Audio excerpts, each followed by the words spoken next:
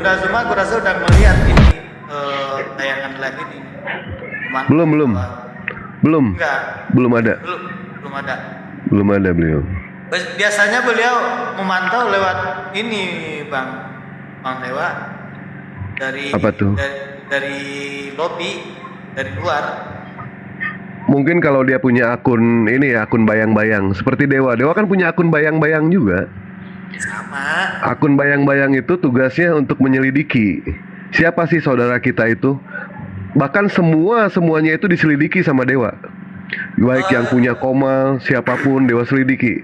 Riko Mualaf udah diselidiki belum? Udah. Gimana? Memang dia mualaf, diakui sama Dewa. Dia mualaf. Itu yang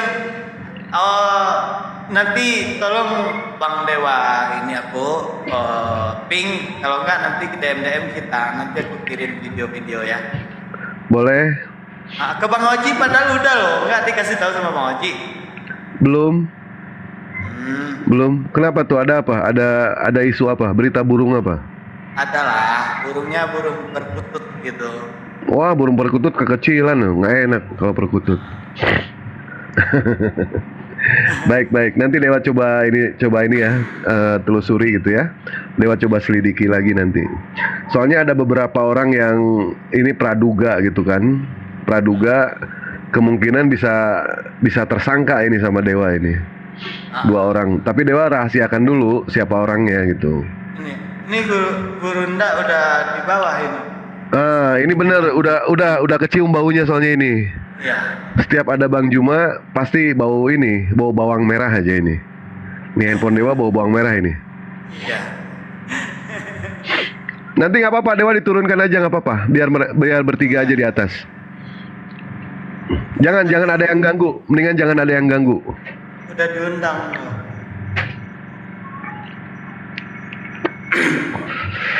Naik Gurunda. Muhammad ibni Abdillah wa yabqari kitabillah wa yabqari kitabillah wa hadi rasulillah. Coba aku cek DM-nya dulu ya Bang Dewa. Ini kalau Siap. belum aktif nih anak. Aduh, padahal semalam udah dikonfirmasi lagi gitu. Nah jawabnya oke bro, gitu. Udah begitu jawabannya. Assalamualaikum warahmatullahi wabarakatuh. Assalamualaikum warahmatullahi wabarakatuh, Gurunda.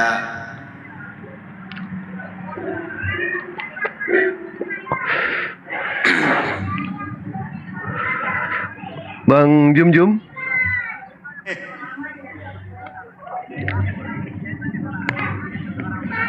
Gimana Bang? Sehat Bang? Alhamdulillah kalau sehat. Di mana posisi ini Bang? Oh masih di rumah toh? Iya. Iya, kelihatannya semalam itu kita salah jadwal ya. Enggak ya? Yang di mana Gurunda? Tempat saya jam 12 soalnya mau zuhur. Oh iya ya. Oh enggak. Oh Abang jujur dulu aja Bang. Bang jujur dulu aja. Gurunda. Jujur dulu. Parkun dulu gitu. Parkun dulu, jujur dulu. Iya, ini lawannya belum ada, belum juga datang. Oh, Belum Bang, belum. Tadi malam udah aku kasih tahu 10 menit sebelum jadwal udah di Komal gitu. Iya, nanti kan saya bisa izin untuk sholat bentar. Iya ya, siap Gurunda. Teman-teman Apalagi di bawah. temanya kemarin apa ya?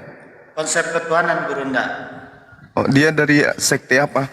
Oh, Katolik. Oh, Iya. iya. Dia sih sopan nantangin kemarin ini sejak dari pembicaraan panjang gitu. Baik-baik aja sih Gurunda gitu cara ngajak diskusinya. Aku tanya, kamu pendeta apa gimana sih gitu? Di Katolik nggak ada pendeta, padahal kita kan tahu itu pastor. Aku iseng-iseng aja nanya. Ya ngeyel dikit nggak apa-apa ya Bang Dewa ya, kayak Bang Dewa. Tapi begini ya, Bang Singa ya. Iya. Bang Singa tadi mengatakan beliau adalah santun. Kita belum tahu loh, belum tahu yang sebenarnya itu seperti apa. Karena manusia itu kan ibarat ibarat hati orang itu ibarat kita melihat air itu di dalam kendi yang berwarna hitam. Nanti kita bisa ketahuan setelah itu dikucurkan air itu, jernih ataukah kotor. Nanti kita lihat aja pembuktiannya. Ya, Iya. banyak kok orang-orang Kristen yang santun, tetapi ujung-ujungnya kita bisa tahu dia itu apa, dia itu siapa. Iya, seperti itu. Kalau yang semalam gimana itu Bang Dewa? Nah, kalau yang semalam memang santun, santun, tapi dia memang tidak mau peduli dengan ajaran agama Islam. Nggak ada kepedulian mengenai soal konsep keselamatan, nggak ada mau belajar soal Islam. Padahal Dewa sudah menawarkan kepada dia belajar Islam, kata Dewa, belajar Islam. Dia bilang saya sudah cinta sama Yesus. Lah, kami lebih mencintai Yesus. Kami lebih cinta sama Yesus. Siang malam kami berjuang, kami permuliakan yang namanya Yesus, tapi kalian menghinakan Yesus. Nah, di situ kan rada mulai kena di situ dia. Kita menceritakan mengenai soal kisah Nabi Isa alaihissalam di dalam Islam itu seperti apa. Terus akhlaknya Rasulullah itu seperti apa. Bang, ini Dewa mau tanya, Bang. Pada saat Nabi Muhammad SAW itu selama 5 tahun atau berapa tahun, Bang? Nabi Muhammad tidak ada yang namanya peperangan sama sekali. Beliau hanya mengajarkan yang namanya akhlak. Itu berapa tahun itu, Bang? Tauhid. Bukan. Kan mereka menyangka Nabi Muhammad itu berperang, ya kan?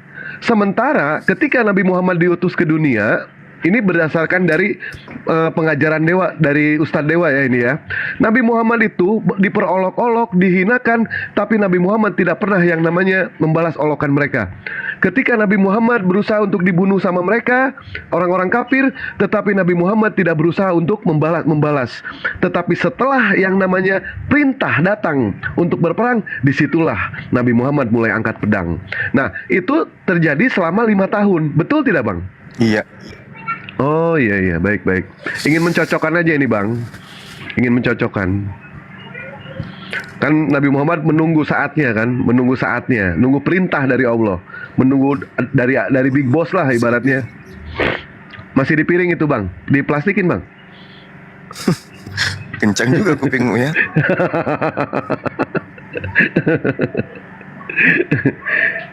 Salat dulu, Bang. Salat dulu sana, Bang. Kita nunggu.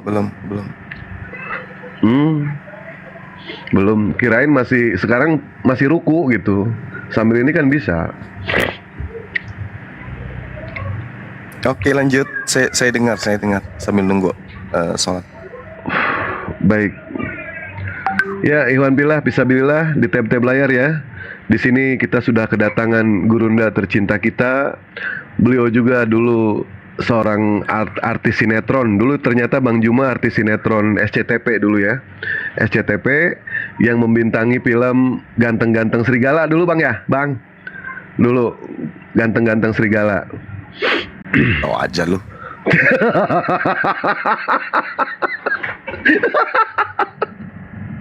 Udah lama nggak bercanda sama Bang Juma ini.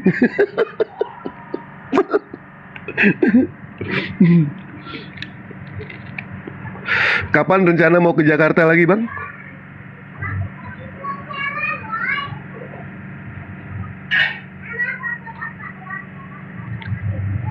Di sini kelihatan ya janji kafir dengan janji orang Islam ya Bang Dewa ya.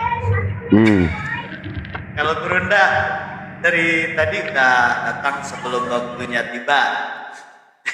Dia belum kelihatan pematang hidungnya sampai sekarang. Coba aku cek kita online atau belum. Masih belum. Parah ini anak.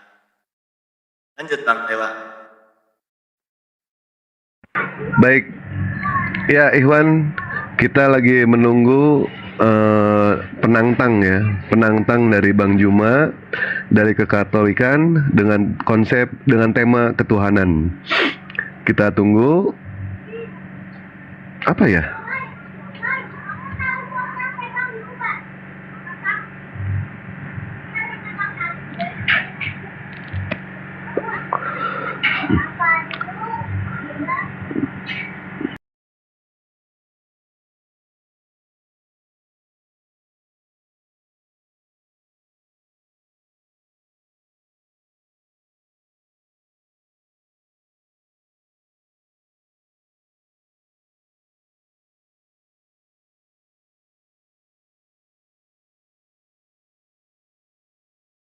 juga turun.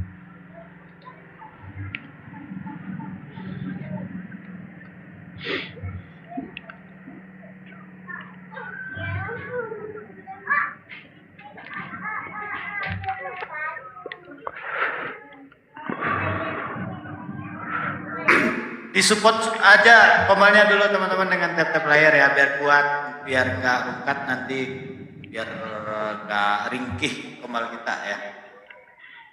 Iya minimal 50k ya. Minimal 50k insya Allah kuat itu.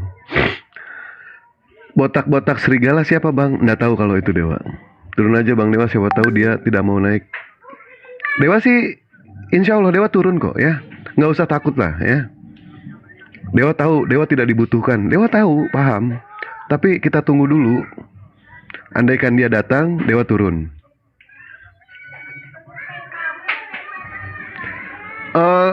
Komalnya, TikToknya atas nama siapa, Bang Singa? Kristen Setia, Kristen Setia. Kristen Setia, baik, siap. Dewa jadikan ini aja, moderator aja. Kalau Kanda nggak berani untuk menurunkan, biar Dewa yang menurunkan, gitu kan? Karena di atas ini khusus bertiga saja.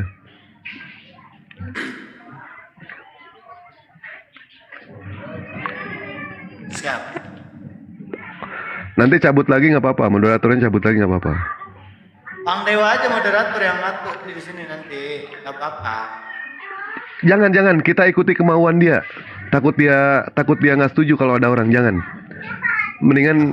Aku udah bilang sama dia kalau harus ada moderator satu. Baik kalau begitu, siap. Insya Allah Dewa bisa lah. Bang Dewa jangan turun, Mariam. Aduh, Bang Mariam.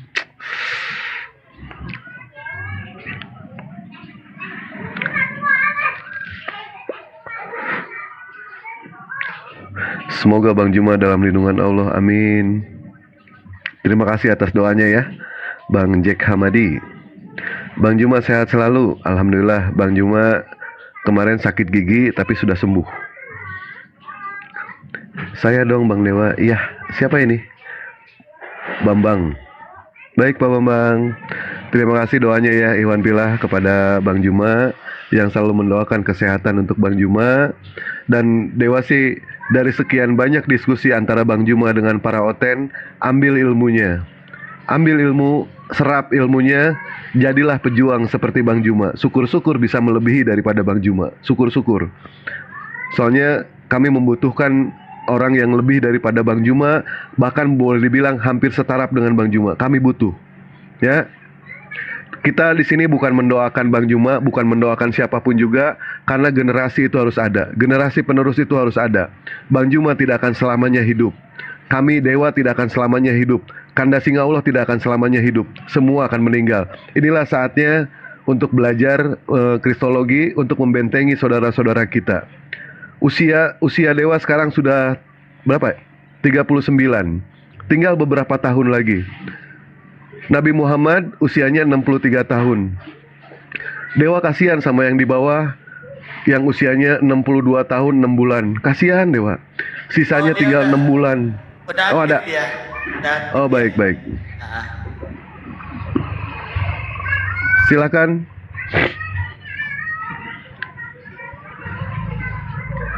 Waalaikumsalam warahmatullahi wabarakatuh. Sadar karena dosa. Woi, sadar karena dosa. Berarti dulu belum sadar itu orang. Silakan Bang Christian naik ke atas.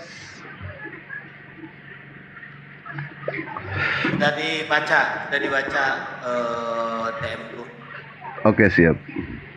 Udah di room. Kenapa nggak ngobrol? Teriak atuh dari bawah Bang Christian. Naikin Bang. Mana? Nggak ada. Pakai akun yang mana nih? Coba aku tanya.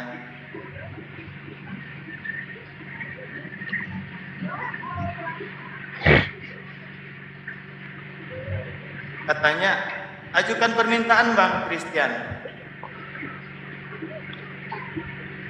Setelah Christian naik nanti kita kunci ininya ya. Apa namanya? Oh iya, dikunci komalnya. Betul. Tapi kalau ada yang di bawah, ingin menjadi MC silahkan, nggak apa-apa. Kalau bisa sih yang perempuan ya untuk jadi MC. Kalau bisa sih yang mantan ini MC-nya mantan tahu bulat itu kan MC juga tuh. Ya, selamat siang. Siang bro, selamat siang. Ya, Bang Loh. Kristen Setia. Ini Bang Dewa, kenapa aku jadikan pemimpin sidang?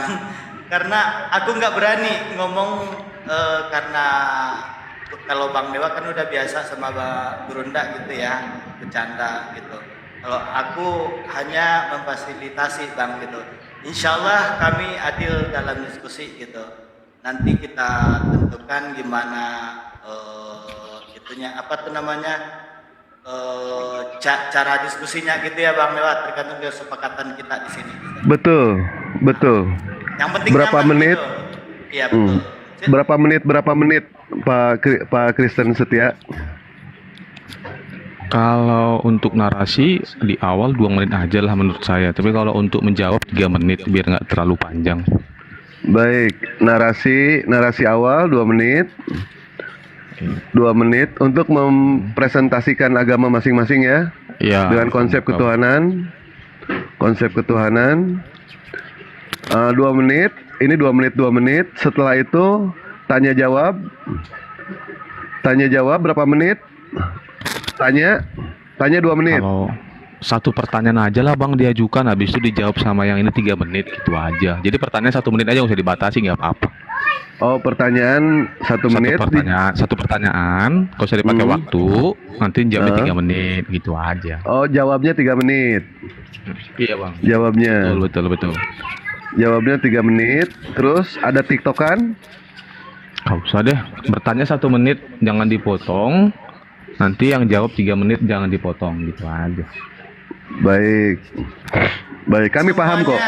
Bang Dewa, semuanya aku serahkan sama Bang Dewa sebelum mulai. Aku makan dulu, mati aku nanti.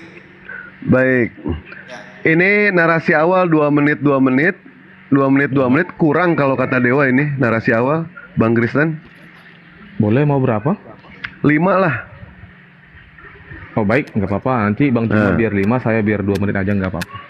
Jangan, kita berusaha fair di sini dong. Nggak apa-apa Kecuali Bang, karena aku kan setuju, nggak apa-apa. Kalau kita Oh, tidak baik, setuju baik. baru nggak fair ya kan? Nggak apa-apa. Silakan, Bang. Baik. Begini saja, untuk narasi itu 5 menit. Kalau Bang Christian itu sudah selesai, bilang aja saya selesai. Walaupun itu waktunya masih jalan. Oh boleh. Begitu boleh, ya. boleh. Nah, tanya jawab tidak dibatasi waktu. Tanya jawab maksimal 1 menit lah. Untuk menjawab 3 menit. Baik. Terus apalagi nggak ada TikTok ya? Nggak ada TikTok. Biar teratur Bang. Ya. Kalau TikTok. Baik. Silakan. Justru kalau Dewa sih lebih setujunya TikTokan saja gitu. Tapi teratur. Insya Allah Bang Juma teratur kok. Dan Dewa nggak akan ikut campur. Kalau Nggak ada yang dia ikut campur. menjawabnya, karena saya juga nggak bisa lama sih Bang. Saya jam 1 juga ada kegiatan.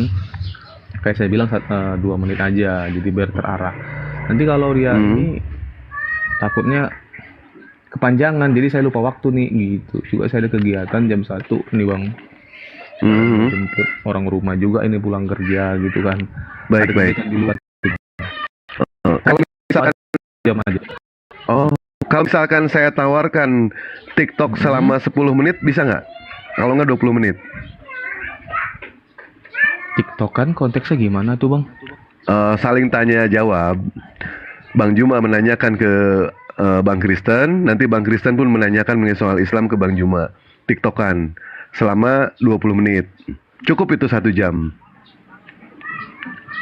Oh gitu. Gimana? 3 menit aja nggak bisa ya Bang? 3 menit Jawabnya TikTokan nggak bisa. gitu. Kalau TikTokan, iya Bang. Itu ya.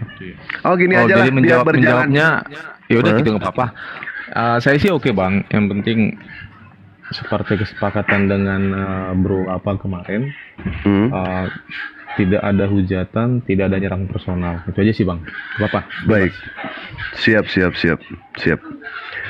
Monitor Bang Juma, Bang Juma masih sholat kayaknya beliau. Masih sholat. Gak apa-apa bang, kita tunggu atuh, namanya ibadah jangan diganggu. Baik, siap.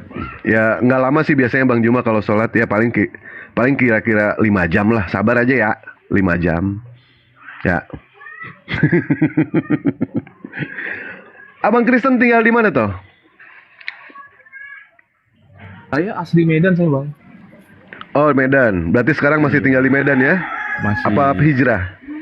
Masih di Medan masih. Oh, masih di Medan. Tapi suaranya kok kayak nggak asing ini ya? Suaranya. Saya sering naik kok dulu sering mampir ke rumahnya Pak Amir kali tiap malam. Ini Anthony ini ya? Ini Anthony ya? Bukan bang, bukan. Siapa ya? Jerry. Bukan bang, bukan. Siapa ya? Suaranya kok? Kalau dulu waktu naik ke rumahnya Pak Amir dulu sering pakai King of Jerusalem nama akunnya. King of Dulu sering mampir ke Jerusalem. rumahnya Pak Amir lah, karena dulu rumah Pak Amir tuh masih kita bilang kondusif lah. Terus tuh Bro Juma, Bro Neplos, teman-teman yang lain masih sering mampir ke rumahnya si Ken gitu. Baik, baik. Siap, siap, siap. Gitu ya. Dewa kurang begitu ini ya sama King Yerusalem, kurang begitu apa sih familiar gitu. Yang Dewa tahu sih bukan King Yerusalem, tapi King Kong. Nah itu Dewa tahu. Kalau King Kong. Mungkin yang lain kali bang. Iya, iya, iya, iya.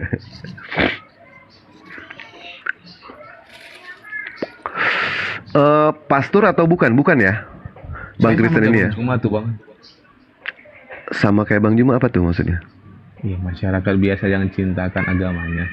Oh, siap, siap, siap. Tapi kalau untuk ditanya tentang keimanan kita, legal standing kita, ya kita pasti belajar atuh bang, kan gitu. Siap, siap, siap. Tapi saya lupa bilang nih ya, saya Tritunggal ya bang. Tritunggal, baik. Iya nanti jangan. Nanti ke Bang Juma saja, ke Bang Juma. Baik, Dewa Boleh, kasih tahu siap. sebelumnya ya, Tritunggal di sini ya. Oke bang. Ketuhanan, konsep ketuhanan tauhid plus Tritunggal. Kemarin sih host udah nanya legal standing saya apa, saya Katolik, saya bilang. Siapa ya kemarin yang DM sama saya gitu. Baik, baik, siap. Itu singa Allah itu yang DM abang itu. Oh, saya nggak tahu bang. Ya nggak apa-apa. Nanti kalau kami pertemukan dengan Kristen Wanes bisa nggak ntar, Bang Kristen? Bisa bang, saya suka, Bisa. tapi jangan timpal-timpalan ya bang. Oh, Istilahnya enggak. yang kompetitif lah, jangan timpal-timpalan. Terus kalau memang kita sama Wanes, ya teman-teman nggak bisa ikut campur karena Paham. boleh nggak apa-apa bang. Saya sering kok debat sama Alikil. Oh, Terakhir gitu. kemarin di roomnya Daman Almantiki kalau nggak salah terakhir. Cuma nggak kondusif, saya turun. Baik, baik, baik. Tapi memang kami umat Muslim itu mengakuinya itu apa? Antara Protestan dengan Katolik itu hampir rata-rata saya ketemu orang Katolik itu rata-rata santun. Mungkin ada pengajaran yang lebih atau apa, kami kurang paham. Sementara kalau kalau Protestan itu rata-rata itu ya itulah seperti itu. Itu contohnya Bang Dewa, Bang Tony Siagian di bawah tap-tap layar itu. Iya. Kan? Iya, kalau apa ya bang ya, mungkin terbiasa dari cara kita ibadah yang lebih yang lebih tenang, yang lebih kalem, atau bahasanya yang lebih hikmat gitu bang. Jadi kalau untuk menjelaskan iman, kalau memang kita nggak ngerti jangan naik atuh, nanti repot. Iya, baik. Nah, terus pertanyaan ini sengaja bertanya ya, boleh ya? Boleh Iseng bang, bertanya. boleh. Antara Katolik sama Protestan, ini sebenarnya yang bidat ini yang mana ini, Bang Kristen? Kalau dibilang bidat ya bang, nggak ada sih bang, karena bukan kapasitas saya untuk mengatakan itu untuk sekelas Romo, pastor, nah yang berhak menjawab itu bang. Kalau dari kita pribadi, apalagi dari si pribadi, yang namanya teman-teman ortodok, Tritunggal, mereka tetap Tritunggal bagi kita. Meskipun pengajarannya di luar Katolik, tapi untuk menyatakan dia bid'ah atau bidat itu adalah legal standingnya, legalitasnya seorang pastor. Soalnya begini ya, yang namanya agama itu kan kita harus punya yang namanya satu prinsip, satu penegasan. Ketika pengajaran itu berbeda, kita harus berani gitu. Sebagaimana halnya kami umat Muslim ya, orang-orang Kristen itu selalu mengaitkan antara Syiah dengan Sunni, dengan Islam. Nah, kami di sini tegas-tegasan kami. Jadi kalau salah kami salahkan gitu. Kalau bidat kami bidatkan. Begitu. Nah, sementara di dalam kekristenan itu memang sejatinya mereka itu saling berselisih. Tetapi yang dewa salut di sini, pada saat dia berdiskusi dengan umat Muslim, mereka bersatu. Itu yang kelebihannya ya. Nah, beda halnya dengan umat Islam. Antara Sunni sama Syiah, kami tidak akan pernah bersatu. Tidak akan pernah bersatu. Begitu. Nah, kalau Kristen antara Katolik sama Protestan, saya pernah menghadapi yang namanya antara Kristen, Katolik dan Protestan, dia mengeroyok saya itu. Sementara mereka beda pemahaman. Akhirnya saya adu domba mereka berdua. Berhasil saya mengadu domba itu. Saya berhasil itu mengadu domba, dan mereka saling membidatkan satu sama lain.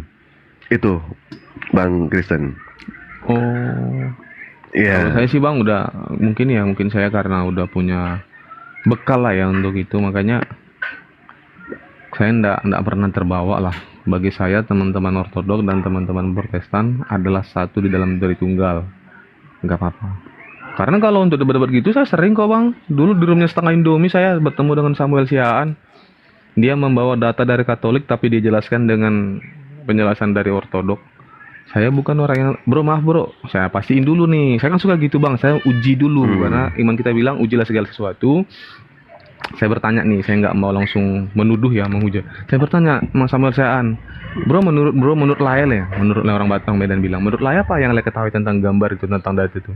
Oh menurut Romo Daniel begini. Oh saya nggak tanya Romo Daniel bro, saya nggak tanya itu yang saya tanya menurut Lael. Lain kan kalau buat data, Lain harus bisa kuasai data itu. Kalau Lain nggak bisa kuasai itu, berarti Lain bertanya ke saya jelasin, Lain diam, Lain terima. Kalau Lain ngajak debat, Lain harus bisa menguasai data itu, jelaskan dengan baik. Oh menurut Bapak Paus begini, tapi menurut Bapak saya nggak tanya Romo Daniel. Gitu. Kalau memang Lain menjelaskan tentang program Paus, silahkan ke Bapak paparkan. Apakah sama dengan data di Katolik? Kalau nggak sama, berarti Lain nggak paham. Saya anggap Lain bertanya kepada saya, berguru kepada saya, gitu. Jadi jangan Lain coba untuk bawa data, tapi Lain coba benturkan saya dengan orang lain. Maaf nih, saya bukan orang murahan dengan ilmu yang begituan, nggak bisa saya. Nah, ujungnya ya sampai dia kebablasan, bilang apa ya kemarin ya? Ada ayat yang katakan kamu berdosa terhadap Tuhan. Saya kejar tuh barang, saya kejar sampai dia malu, sampai dia silent, sampai dia turun. Saya kejar, saya gitu Bang. Konsen saya itu adalah apa yang kamu ucapkan, saya catat poin-poin, saya buktikan. Kamu tuh miss-nya di mana? Oke, kita cari benang merahnya. Kamu salahnya di mana? Kita cari benang merahnya. Jadi nggak perlu saya jawab, oh kamu salah, ini ayatnya. Menurut Tritunggal ini, nggak perlu. Bagi teman-teman yang Muslim juga begitu Bang. Contoh nih, kayak di Rumbang Solomo atau di rumah teman-teman lain. Ayo kita cari benang merahnya. Kalau memang kalian berpikir demikian, kita buat parameternya, apa parameternya, keterbatasan manusia di mana, banyak kok caranya Bang yang bisa kita untuk mengedukasi. Siap. Bang Juma sudah monitor kah? Ya, Bang Juma? baru aja selesai. Alhamdulillah, panjang umur juga Bang Juma, ya Allah, terima kasih banyak. Ya, Baik Bang Juma, ya. ini kita sudah kedatangan tamu yang luar biasa ya, yang santun dari kekatolikan. Silakan kesepakatan berdua dulu saja seperti apa. Tadi si Dewa sudah membuat kesepakatan untuk mempresentasikan itu 5 menit. Terus tanya jawab. Bertanya itu bisa 1 menit, bisa 2 menit, menjawab 3 menit, saling bertanya satu sama lain, terus TikTok selama 20 menit. Di terakhir kesimpulan. Gimana Bang? Oke, baik. Terima kasih. Salam kenal saudara Kristen setia. Iya, salam kenal bro. Selamat siang. Ya, siang. Dilanjut Bang Bos. Baik, Kepada Iwan Pilah, Fisabilillah, Assalamualaikum warahmatullahi wabarakatuh. Kepada saudara kita umat muslim, dan selamat siang menjelang malam hampir sore. Kepada saudara-saudara kita dari umat kekristenan, di sini kita akan membahas mengenai soal konsep ketuhanan di dalam kekristenan, di mana Pak Kristen setia ini adalah Tritunggal, melawan Tauhid. Silakan untuk mempresentasikan gara-gara makan kangkung jadi begini nih, ya Allah ya Robi. Silakan, siapa yang memulai duluan? Apakah Bang Juma atau Pak Kristen setia? Tuan rumah dong. Baik, gimana Bang Juma? Oke, biasa. Baik, silakan. Tapi ini timer tidak ada, gimana nih Bang ya? Aduh. Gimana itu? Bang Singaullah, ini timer tidak ada. Kalau misalkan di bawah ada yang bisa menggunakan timer, silakan. Iya, ada Ada. yang bisa itu timer nggak di bawah? Aku perangkatnya cuma satu yang ini. Ya, kalau ada, tolong naik. Oh, ini Bang Samudra ada. Baik, Pak Samudra. Silakan Pak Samudra naik. Lanjut.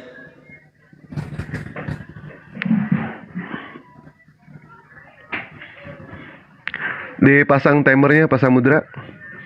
Siap. 5 menit.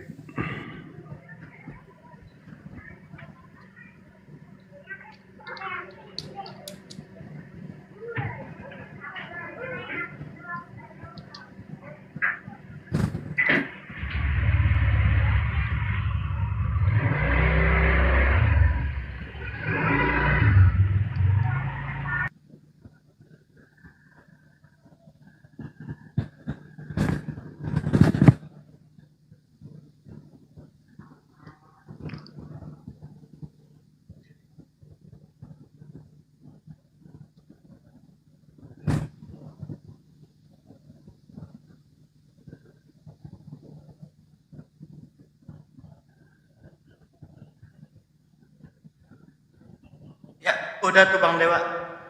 Baik. Baik, siap. Terima kasih banyak atas kehadiran Pak Kristen Setia dan Bang Juma di sini untuk berdiskusi mengenai soal konsep ketuhanan di dalam Islam dan konsep ketuhanan di dalam kekristenan. Kita memang berbeda ya. Allah menciptakan Allah menciptakan yang namanya satu ajaran itu di sini berbeda-beda, tetapi mari kita jadikan sebagai perbedaan itu sebagai satu persaudaraan yang kuat. Jangan dijadikan sebagai permusuhan ataupun pertikaian. Dan kita mulai dari Bang Juma selama 5 menit ke depan. Silakan Bang Juma. Ya, bismillahirrahmanirrahim. Assalamualaikum warahmatullahi wabarakatuh. Baik, rekan-rekan sekalian, sahabat-sahabat sekalian, saya akan memaparkan konsep ketuhanan di dalam ajaran agama Islam yang berhubungan dengan materi kita pada siang hari ini terkait dengan konsep ketuhanan. Di dalam pengajaran Islam, ketuhanan itu disebut dengan penyembahan kepada Allah Subhanahu wa taala yang diyakini bahwa Allah sebagai Maha Tinggi yang nyata dan esa, pencipta yang maha kuat dan maha tahu, yang abadi kekal, penentu takdir dan hakim bagi semesta alam. Jadi Islam menitik beratkan konseptualisasi tentang Tuhan sebagai hakikat yang tunggal, yang maha kuasa. Jadi agama Islam, dinul Islam, diturunkan oleh Allah, kaidah-kaidahnya kemudian kepada manusia melalui rasul-rasulnya. Jadi sejak Nabi Adam alaihissalam berisi hukum-hukum yang mengatur hubungan manusia dengan Allah Ta'ala, manusia dengan manusia, dan manusia dengan alam semesta. Nah, berbicara mengenai konsep, dalam hal ini adalah ketuhanan. Di dalam Islam maknanya adalah meyakini, lalu menyembah dan mempertuhankan hanya satu hakikat saja. Allah Subhanahu wa taala, tidak ada yang lain selain Allah. Selain itu, konsep ketuhanan dalam Islam ini Cakupannya adalah tunduk kepada Allah, merendahkan diri kepada Allah, takut kepada Allah, dan pengharapannya hanya kepada Allah. Semuanya Allah tempat berpasrah, baik dalam keadaan senang maupun dalam keadaan kesulitan. Berdoa dan bertawakal hanya kepada Allah dalam hal kemaslahatan diri, kemaslahatan umat manusia, dan kemaslahatan alam semesta. Nah, ini konsep di dalam Islam. Ada beberapa dalil. Contoh misalnya bismillahirrahmanirrahim. Alhamdulillahilladzi khalaqas samawati wal ard wa ja'alaz zulumati wan nur tsummal ladzina kafaru bi rabbihim ya'dilun. Segala puji bagi Allah yang telah menciptakan langit dan bumi dan menjadikan kegelapan-kegelapan dan cahaya. Sungguh pun demikian, orang-orang yang kufur mempersamakan Tuhan mereka dengan sesuatu yang lain. Ini salah satu ayat di dalam Al-Quran. Di ayat yang lain dikatakan, Kul innama ana munzir, wa ma min ilahin illallahul wahidul qahhar. Katakanlah kepada manusia, wahai Nabi Muhammad, sesungguhnya aku hanya seorang yang diberi tugas untuk memberi peringatan bahwa tidak ada Tuhan selain Allah yang Maha Esa lagi mengalahkan segala sesuatu. Nah, ini yang ditorehkan kemudian di dalam ilmu ketuhanan di dalam Islam. Jadi Rasulullah Muhammad SAW diperintahkan sebagai pemberi peringatan saja. Tidak ada Tuhan selain Allah. Ini yang harus diserukan. Tidak ada Tuhan selain Allah. Tuhan tidak memiliki sekutu-sekutu, Tuhan tidak memiliki pribadi-pribadi, tetapi Tuhan itu hanya hakikatnya satu, pribadinya satu. Qul huwallahu ahad. Katakanlah dialah Allah yang Maha Esa, Allahus Samad. Dialah tempat meminta segala sesuatu. Lam yalid wa lam yulad. Dialah yang tidak beranak dan tidak diperanakkan. Wa lam yakul lahu kufuwan ahad. Dan tidak ada sesuatu yang setara dengan dia. Nah, rekan-rekan sekalian, dari konsep ini, kita umat Islam menyadari bahwa apapun yang ada dalam elemen keagamaan kita, itu senantiasa kepercayaan hanya kepada satu Tuhan. Ibadah hanya kepada satu Tuhan. Memahami tentang sifat-sifat Allah. Memahami tentang berbagai macam penciptaan Allah. Lalu mengabdikan diri hanya kepada Allah. Dan percaya bahwa segala sesuatu yang kita lakukan di atas muka bumi ini, endingnya kelak kita dapatkan di yaumil akhir. Di hari kebangkitan kemudian, kita akan diperlihatkan catatan-catatan amalan perbuatan kita ketika kita di dunia, untuk kemudian sebagai penentu apakah Allah ridha selama ini kita hidup di atas muka bumi, atau justru Allah itu murka kepada kita semua. Yang pada intinya Subhanallah. Ya. tidak ada Tuhan selain Allah. Demikian. Baik, terima kasih banyak kepada Bang Juma atas pemaparannya mengenai soal ketauhidan. Silakan Pak Kristen Setia paparkan mengenai soal Tritunggal selama 5 menit. Silakan. Baik, terima kasih. Selamat siang teman-teman semua. Shalom, salve. Jadi saya di sini bertika untuk menjelaskan tentang iman Tritunggal. Iman Tritunggal itu adalah iman yang mengerti kebagaimanaan Allah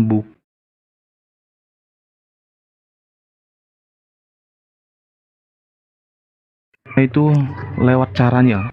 Yang pertama lewat kasihnya, bahwa Allah Bapa itu mengaruniakan anak yang tunggal untuk menebus dosa-dosa itu dari dosa kutuk yang telah dilakukan manusia itu.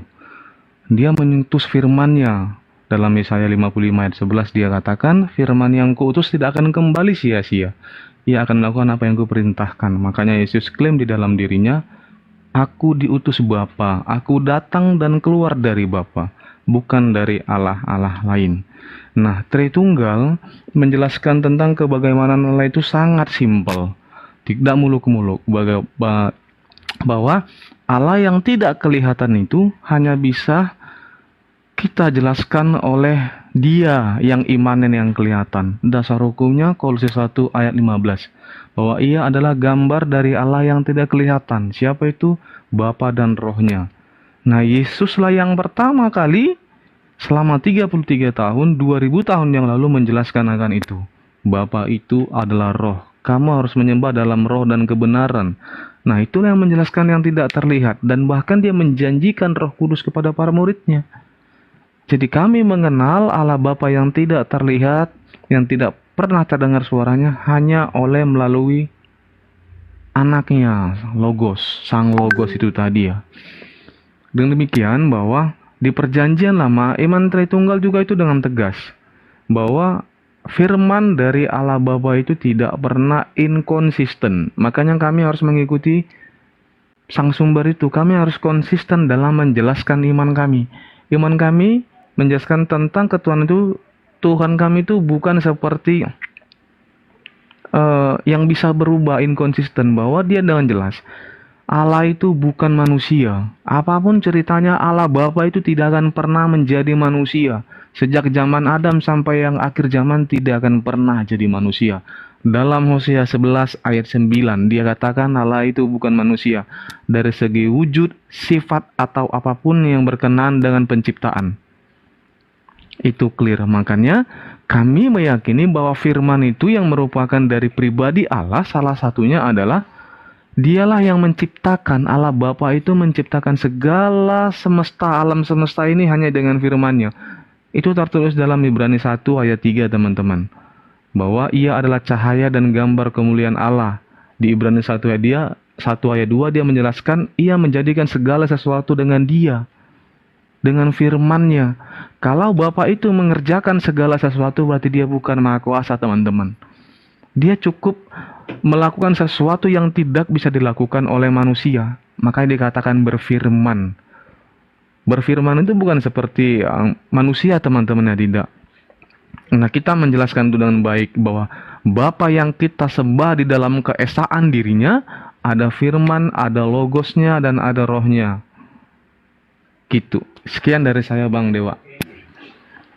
Waktu masih ada? Tidak digunakan kembali? Sudah cukup Bang, saya janji 2 menit saja. Baik, siap. Terima kasih banyak. Begitu pemaparan dari Pak Kristen Setia. Dan sesi yang kedua ini untuk mempertajam kembali mengenai soal konsep ketauhidan Bang Juma.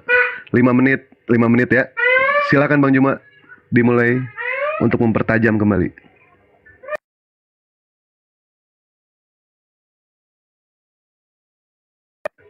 Bang Juma?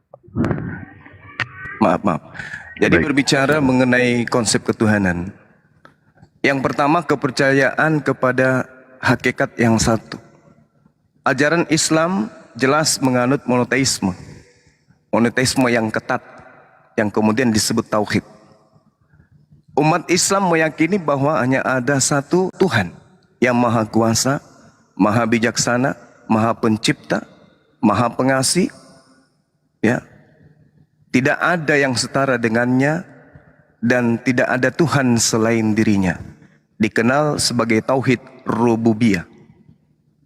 Kepercayaan kepada Allah sebagai pencipta dan penguasa semesta.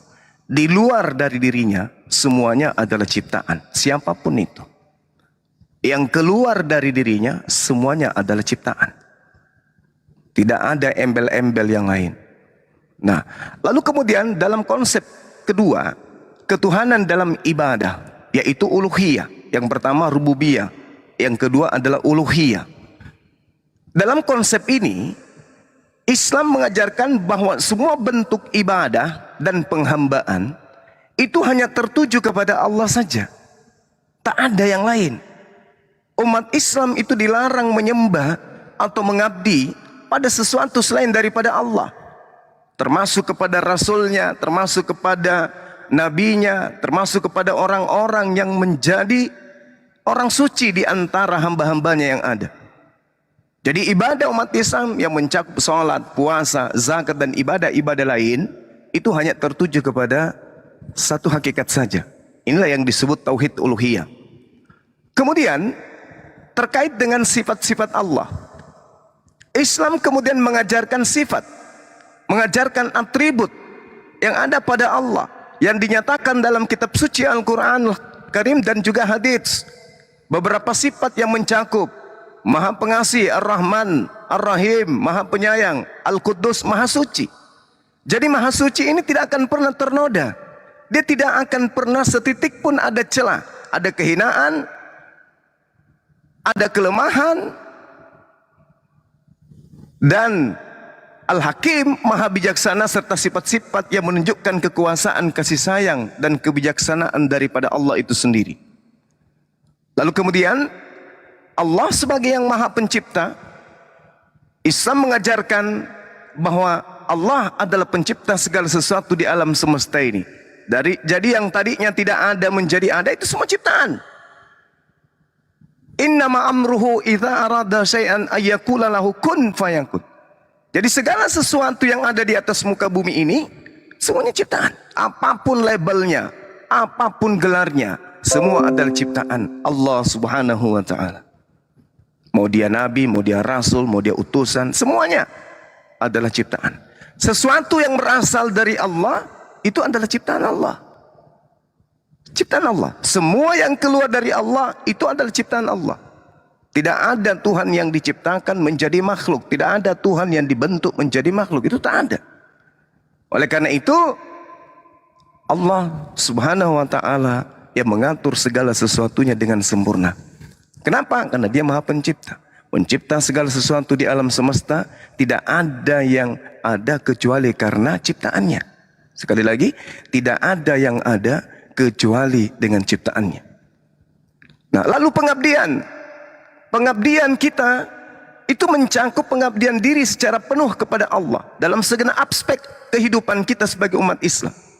Kita sebagai umat Islam tentu diharapkan untuk hidup sesuai dengan ajaran dinul, ajaran agama, menjalankan perintah Allah dan menjauhi larangan Allah. Dan konsep kita, larangan kita hindari untuk mentauhidkan Allah. Perintah kita laksanakan untuk mempercayakan diri hanya kepada Allah. Tak ada yang lain. Tidak ada embel-embel yang lain. Dan yang paling terakhir adalah semua yang kita imani tersebut endingnya kita harus percaya akan adanya hari pembalasan. Jadi kita sebagai umat Islam meyakini bahwa hari kiamat di mana semua manusia akan dihidupkan kembali dan akan diadili oleh Allah atas segala perbuatan kita di atas muka bumi ini. Oleh karena itu, umat Islam ibadahnya harus berdasar kepada perintah. Apapun yang ia lakukan harus bersandar kepada instruksi Allah Subhanahu wa taala. Enggak boleh mengada-ngada, jangan ikuti nenek moyang, tetapi harus berdasarkan kitab suci yang didatangkan melalui Nabiullah baginda Rasulullah Muhammad sallallahu alaihi wasallam. Demikian. Subhanallah.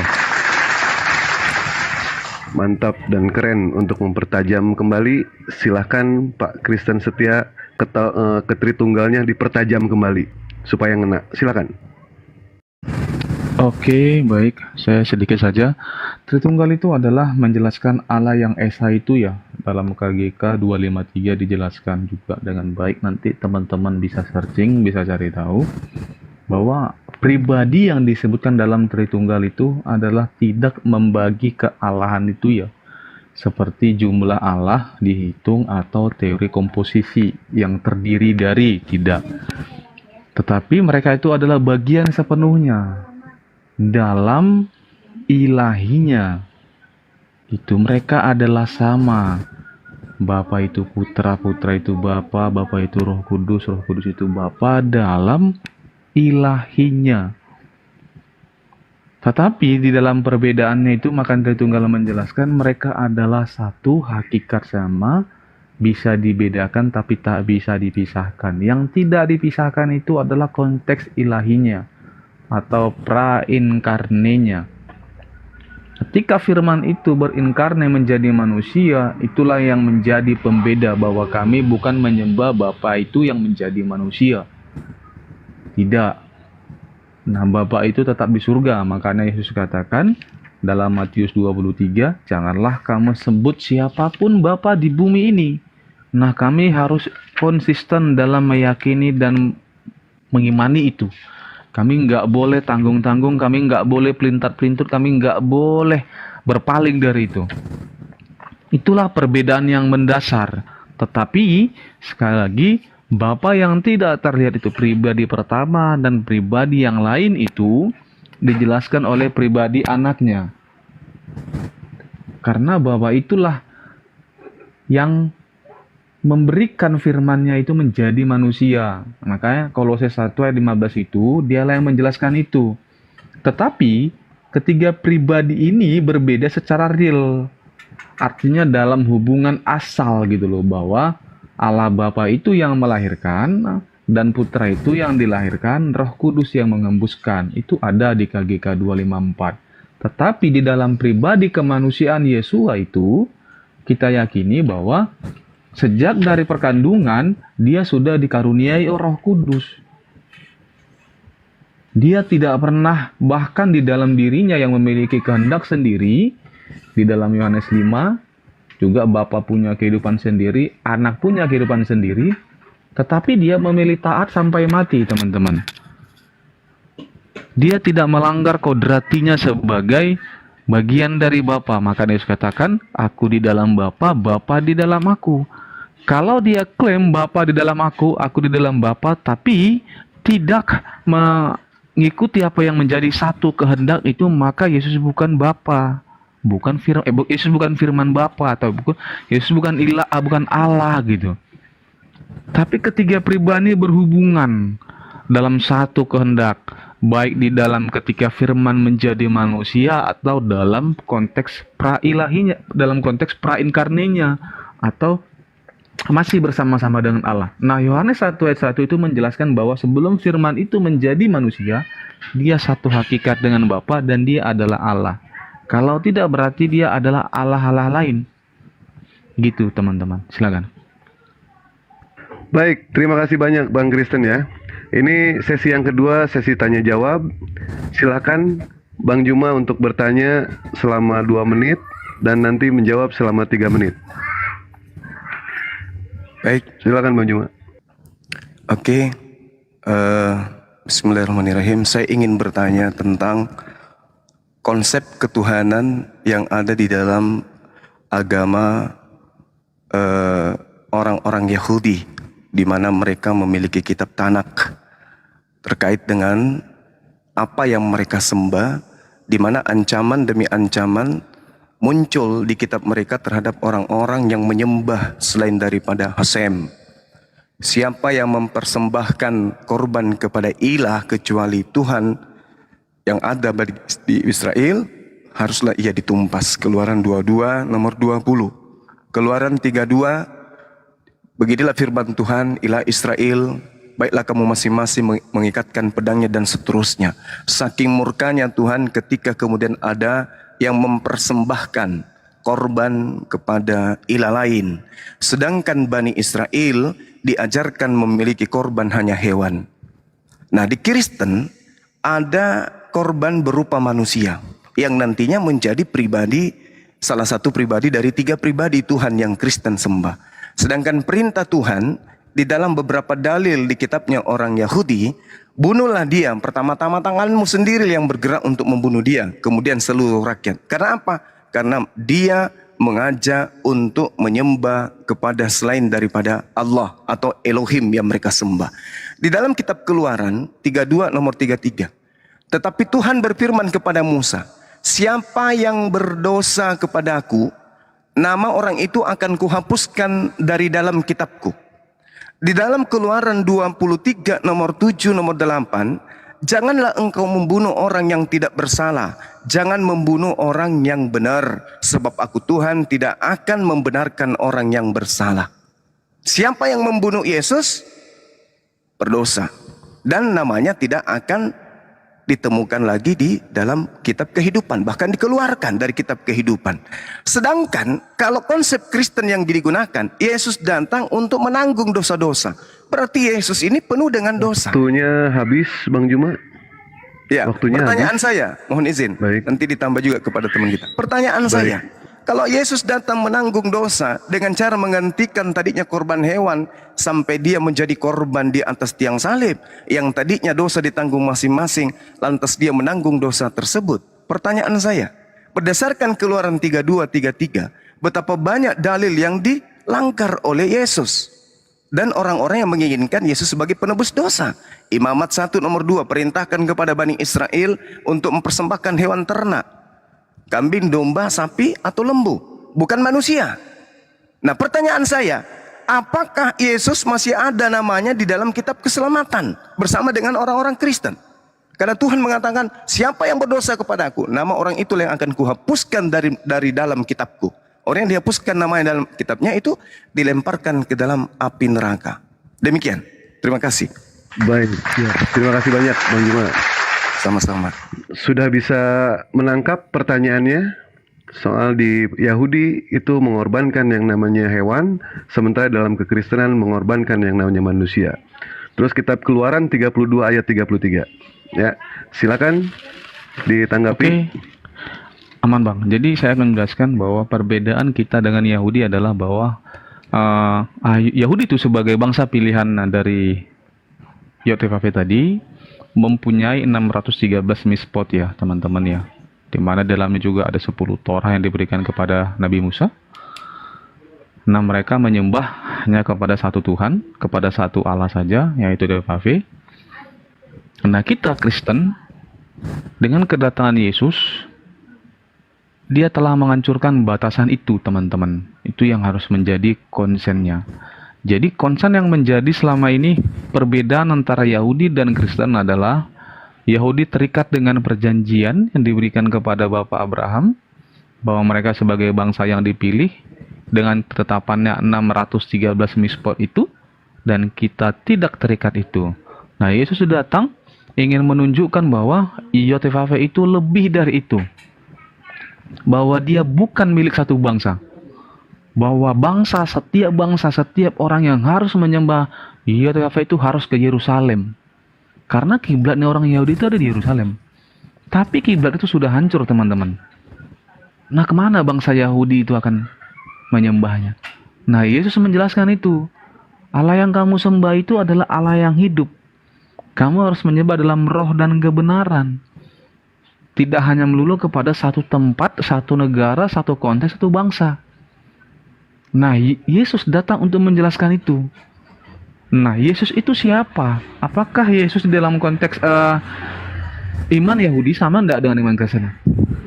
Bahwa Yesus itu datang sebagai kurban seperti yang dijelaskan oleh Rasul Paulus adalah Ibrani 9 ayat 11 mulai sampai selesai mengatakan bahwa untuk menghancurkan atau untuk membatalkan dari ketetapan yang dibuat oleh YHWH itu, maka si pembuat hukum itu harus mati. Nah, kalau kami bilang YHWH atau Allah Bapa itu yang mati, berarti dia bukan Allah yang hidup, Allah yang Maha Kuasa, tidak. Makanya Allah Bapa itu menyuruh firman-Nya, mengutus firman-Nya melakukan apa yang dia perintahkan. Yesaya 43 ayat 10 dia katakan, hambaku yang telah kupilih kamu percaya bahwa aku tetap dia. Tetapi hambaku itu bukan YHWH, itu yang salah.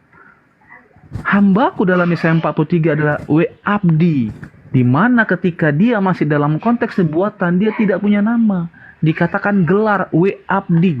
Tetapi di dalam ketika dia menjadi manusia, dia mempunyai nama, teman-teman. Dikatakan Yesus, itulah nama kemanusiaannya. Tapi nama kemesiasannya apa? Kristus. Maka dikatakan Yesus Kristus. Artinya Yesus yang diurapi dan dipilih oleh Allah. Nah, Ibrani 9 itu menjelaskan dengan baik bahwa Habis 3 menit. Oke, silakan. Nggak apa-apa, dilanjut. Tadi Bang Juma juga kelebihan. Kami di sini mau berusaha fair kepada Bang Kristen. Iya, silakan. nggak apa-apa. Cuma tadi pertanyaannya tidak ini ya. Tidak apa? Baik, silakan, ada penambahan 1 menit, Bang Kristen Setia. Pengorbanan mengenai soal ya, manusia. Kira-kira pertanyaannya yang mana, Bang ya? Kayaknya saya udah jawab loh. Apakah Yesus masih ada namanya di dalam kitab kehidupan? Sedangkan Yesus itu melanggar perintah Tuhan. Di dalam Keluaran 32, tetapi Tuhan berfirman kepada Musa, siapa yang berdosa kepadaku, nama orang itulah yang akan kuhapuskan dalam kitabku. Kemudian di dalam 2 Korintus 5 nomor 21, Yesus yang tidak mengenal dosa telah dibuatnya menjadi dosa karena kita, supaya dalam Yesus kita dibenarkan oleh Theos. 2 Korintus 5:21, Yesus yang tidak mengenal dosa telah dibuatnya menjadi dosa. Sedangkan di dalam Wahyu 20:15, dan setiap orang yang tidak ditemukan namanya tertulis di dalam kitab kehidupan, ia akan dilemparkan ke dalam lautan api yang menyala-nyala. Nah, Keluaran 32:33, siapa yang berdosa kepadaku, nama orang itulah yang akan kuhapus dari kitabku. Elohim tidak pernah meminta persembahan darah manusia. Yesus mempersembahkan darahnya di atas tiang salib untuk manusia. Itu adalah pelanggaran, itu adalah kekejian bagi Tuhan. Nah, tolong jelaskan ke kita, kalau Yesus itu adalah pribadi kedua dari Tuhan saudara, justru itu melanggar perintah Tuhan dan namanya tidak akan ditemukan lagi dalam kitab kehidupan. Begitupun Kristen. Coba, silakan. Iya, baik ya. Silakan. Ini ada kitab kehidupan dan pelanggaran ya. Oke. Karena mempersembahkan darah manusia gitu ya pertanyaannya ya. Baik. Tadi saya udah Betul. jawab Tadi bahwa- tadi ada satu Gimana, Bang? pernyataan dari Bang Kristen mengatakan Mm-mm. si pembuat hukum itu harus mati. Iya. Ini Dewa catat ya. Baik. Boleh, Bang. Kami bisa minta ayatnya nanti ya. Kita Ibrani sertakan yang 9 namanya ayat. dalil. Iya, Ibrani 9 ayat 11 sampai. Baik, dijelaskan aja setelah ini ya. Oke, Bang. Silakan 3 menit. Ya, jadi saya ulangi ya teman-teman ya, bahwa Allah Yahudi yang disembah oleh bangsa Yahudi dengan yang Kristen itu berbeda. Yahudi secara umum tidak mempercayai Mesias itu datang. Nah, kita sudah mengimani itu. Dia menggenapi itu. Nah, Yesus di dalam tubuhnya dia menggenapi itu. Nah, perbedaannya apa gitu loh? Pelanggaran, kalau dikatakan Yesus melakukan pelanggaran berdasarkan Keluaran 33 ayat 33 itu merupakan sesuatu yang apa ya teman-teman ya? Logical fallacy menurut saya, karena bagaimana dia tercatat di dalam kitab itu kalau dialah yang menuliskan ketetapan itu. Tidak akan mungkin bagaimana sang pencipta itu mau mencatatkan namanya dalam ciptaan. Itu nggak mungkin teman-teman. Apalagi dalam konteks penebusan. Tetapi kitab yang dimaksudkan itu bukan itu yang dibicarain gitu loh. Tidak ada hubungan dalam Keluaran 33 ayat 22. Makanya Keluaran 32 ayat 33 itu kalau dikomparasikan dalam Wahyu 3 ayat 5 itu menjelaskan bahwa kitab kehidupan itu gitu loh. Kitab kehidupan itu adalah kitab orang-orang yang percaya kepadanya, bukan kitab yang menjelaskan pencipta itu, bukan. Konteks pencipta. Nah, konteks pencipta di dalam iman Tritunggal itu tidak pernah Allah Bapa itu jadi manusia. Seperti saya bilang tadi dalam Ibrani 9, saya buka Ibrani 9 mulai dari ayat 11. Baik, saya jelaskan sedikit ya teman-teman ya.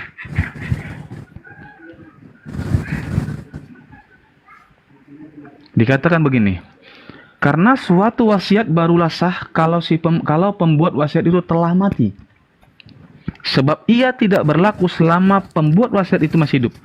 Itulah sebabnya maka perjanjian yang pertama tidak disahkan tanpa darah. Makanya untuk membatalkan 613 mispot itu, karena 613 mispot itu terlalu sempurna bagi orang yang percaya kepada Allah di luar konteks bangsa perjanjian. Itu dia. Maka tidak mudah mereka akan masuk Syama'im itu tidak akan bisa. Maka Yesus menggenapi itu. Nah, dia membatalkan itu dengan menanggung segala yang ada dari akibat 613 mispot itu. Dia harus menderita, dia harus mati di kayu salib. Nah, dikatakan bahwa itulah sebabnya maka perjanjian yang pertama tidak disahkan tanpa darah. Maka kalau Allah Bapa itu mengutus firman-Nya menjadi manusia, nah manusia inilah yang menjadi kurban untuk menanggung tulah itu. Saya 63, dia menanggung tulah kutuk di dalam tubuhnya, tapi bukan tubuhnya atau dia berasal dari yang terkutuk, tidak. Tapi dia menanggung yang terkutuk itu. Bahwa bagaimana yang kudus itu bisa menghapuskan yang kutuk. Kalau yang kutuk datang untuk menanggung yang kutuknya nggak mungkin. Baik, habis waktunya ya. Silakan. Begini saja Bang Juma sama Pak Kristen, ini kita kesepakatan TikTok ya. TikTok 30 menit ke depan aja ya. TikTok 30 menit ke depan. Silakan siapa yang mau duluan, mau Bang Juma, mau Bang Kristen, terserah itu. Diatur saja. Enggak, belum. Beliau belum bertanya ke kita. Oh iya, betul. Baik, silakan Pak Kristen untuk bertanya satu pertanyaan kepada Bang Juma mengenai soal konsep ketauhidan atau apapun, terserah, silakan. Menurut saya ya konsep ketuhanan dari teman-teman itu udah fix, kebenaran mutlak bagi teman-teman. Jadi nggak ada yang harus saya pertanyakan, Bang. Tapi kalau Bang Juma mau bertanya kepada kita nggak apa-apa. Saya jawab sebisa mungkin, Bang. Baik, siap. Kalau misalkan kesepakatan seperti itu, alhamdulillah dia sudah mengakui konsep Islam ketauhidan itu sudah sempurna di dalam Islam. Nah, sekarang silakan Bang Juma untuk TikTok 30 menit ke depan bersama Bang Kristen menanyakan mengenai soal konsep Tritunggal. Silakan Bang Juma. Waktu 30 menit. Iya, baik. Jadi tadi saudara menyanggah dan memberikan sanggahan terhadap apa yang ada di kitabnya orang Yahudi dengan menggunakan perjanjian baru. Justru ini di awal saudara memisahkan antara konsep Yahudi dan konsep Kristen. Tapi pada saat pembelaan Anda mencoba untuk mematikan perintah Tuhan dengan menggunakan perjanjian baru. Keluaran 32:33, siapa yang berbuat dosa kepadaku, maka nama orang itulah yang akan kuhapuskan dari dalam kitabku. Ini internal Yahudi. Tiba-tiba muncul dalam konsep Kristen, ada manusia yang mempersembahkan kemudian dirinya sebagai korban di atas tiang salib untuk nebus dosa. Sedangkan Tuhan mengatakan di dalam Imamat 18 nomor 21, jangan kau serahkan seorang anak-anakmu untuk dipersembahkan kepada dewa Molok, supaya jangan engkau melanggar kekudusan nama Elohim. Akulah Elohim, akulah Tuhan. Imamat 20 nomor 3, aku sendiri akan menentang orang itu dan akan melenyapkan dia dari tengah-tengah bangsanya, karena ia menyerahkan seorang anak manusia kepada dewa Molok dengan maksud menajiskan tempat suciku dan melanggar kekudusan namaku yang suci. Jadi Tuhan tidak mau kemudian persembahan darah manusia. Lantas kemudian saudara saya ini masuk, oh tidak, yang mengatur itu adalah dia sendiri. Itu konsep Kristen, bahwa Elohim adalah Yesus, Yesus adalah Elohim. Itu konsep. Nah sekarang permasalahannya, Tuhan tidak menginginkan persembahan darah manusia. Terjadi Kristen mempersembahkan darah manusia. Dengan data yang saya bacakan tadi, 2 Korintus 5:21. Dialah Yesus yang tidak mengenal dosa, telah dibuatnya menjadi dosa karena kita, supaya dalam dia kita dibenarkan oleh Elohim. Di konsep ini, di data 2 Korintus ini, telah dibuatnya menjadi dosa. Yesus dibuat menjadi berdosa, sehingga Yesus tak ada lagi namanya di dalam kitab kehidupan. Yesus dilempar, dibuang. Menurut Wahyu 3 nomor 5, dilempar ke neraka. Apakah demikian Yesus adanya? Kalau Yesus aja yang saudara sembah dilemparkan ke neraka, bagaimana Anda? Coba silakan kasih penjelasan kepada kita dengan konsep ini. Yesus yang adalah Tuhan dari 3 pribadi ini ternyata justru menurut pemahaman orang Yahudi, dalam perspektif kitab mereka tentang Tuhan, Yesus ini layak kemudian dilempar di neraka. Ini yang tertulis di dalam kitab Talmudnya orang Yahudi hari ini. Demikian, silakan. Baik, concern pertanyaannya adalah Yesus datang untuk memperbarui atau merubah ya, seperti kesannya seperti itu ya. Saya sudah jelaskan di awal bahwa perbedaan yang signifikan antara Yahudi dengan Kristen itu jauh ya, bahwa bangsa Yahudi itu belum mempercayai kedatangan Mesias. Belum. Tidak semua ya, kecuali memang ada beberapa, kita bilang orang-orang Yahudi yang memang percaya bahwa Mesias telah datang, dalam konteks percaya kepada Yesua. Ada, tapi tidak semua, mayoritas itu tidak percaya. Kenapa? Mereka tidak menubuatkan, tidak percaya itu, bahwa sudah jelas bahwa Yesua itu datang dalam konteks ilahinya. Itu. Nah, kalau ditanya kenapa Yesus itu mempersembahkan darahnya, gitu, bahwa dikatakan begini. Ini penjelasan seorang Rasul Paulus yang memang kita bilang seorang Yahudi, orang yang dulu membenci Yesus, terus menjadi pengikut dan percaya oleh Yesus, gitu. Dikatakan begini. Sebab jika darah domba jantan dan darah lembu jantan dan percikan abu lembu muda menguduskan mereka yang najis, sehingga mereka disucikan secara lahiriah. Secara lahiriah itu berbicara tentang 613 mispot. Secara keseluruhan ya, bahwa bangsa Yahudi itu membicarakan itu. Mereka sebagai bangsa perjanjian dibatasi dan dibingkai oleh 613 mispot. Nah, tidak ada satupun bangsa Yahudi yang mungkin beranggapan yang mampu melakukan 613 mispot itu. Nggak ada. Bahkan termasuk rabi-rabi mereka juga belum tentu, teman-teman.